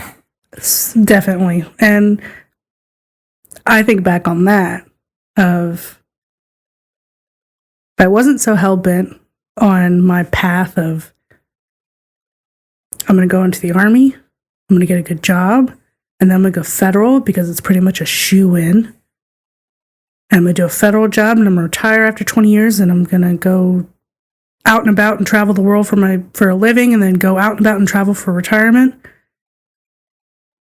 I wouldn't have gone to college because it's really not necessary. Back on our knowledge kick. You can go to the library and pick up every single book that you learn in school. It's just you're sitting there listening to somebody who's done it for 15 years of school, who can now teach you what they know from the books that they read that you can easily go buy yourself. It would be to go finish my school, finish that degree, maybe find a job that would allow me to do the one thing I want to do, which would be to travel. But I think kind of the forefront for this next year, since I'm ending a year not quite how I wanted to, but I'm going to figure it out, just to kind of go into this next year with a little more grace for myself. Grace in getting back into working out like I used to, and I loved it. or running and adding more medals to my wall. But having grace for myself and knowing things are different. You're a little bit older. Things can't happen right away. It's a marathon, not a sprint. And it'll come in due time, kind of thing. If I'm not looking for it, it might happen. So. And possibly a boudoir in the another one on maybe the horizon. On the horizon. Another one maybe, yeah. But definitely, just taking this next year with grace. I'll be 33. I'm gonna really kind of dive in and fine tune what I enjoy. I think this last year was an experiment for sure. And was eye opening, and I'm like, I'm free at last, kind of thing. It's definitely an experiment. You're sitting here on a podcast, so. That too, in a stranger's home. That too, just spilling my guts. But yeah, I think this year is going to be like fine tuning and figuring out what I love. Like I keep looking at all of your paintings, and I've just like October got back into being creative and doing paintings and calligraphy and sketching and things like that. And I love to read. So I have a whole artistic side that I'm like in all your stuff up here because I think art's beautiful. And yeah. Well, it's beautiful. It can't express how thankful I am that you came over and did this. Thank you very, very much for coming here. This has been very, very fun. And I would love to do this again. I'd love to see you in the future. Absolutely. And see how all of this goes. We could do it next year. Yeah, I want to. We have to have the continuation of the story and see how things go for you. Yeah, for sure. This is season 1's ending. Season 2 is about to start. Absolutely. So yeah, no, I appreciate it. Absolutely. To sit down and have a genuine, not scripted conversation with somebody, which is what you really think of on a podcast. Like, I'm going to ask you a series of questions geared towards this. No, let's talk. Yeah. And I love it. So I appreciate this. This is great. Well, thank you very much. Thank you to everyone that decided to listen to this. Yes. I appreciate you and I love you all. Thank you. Thank you very much.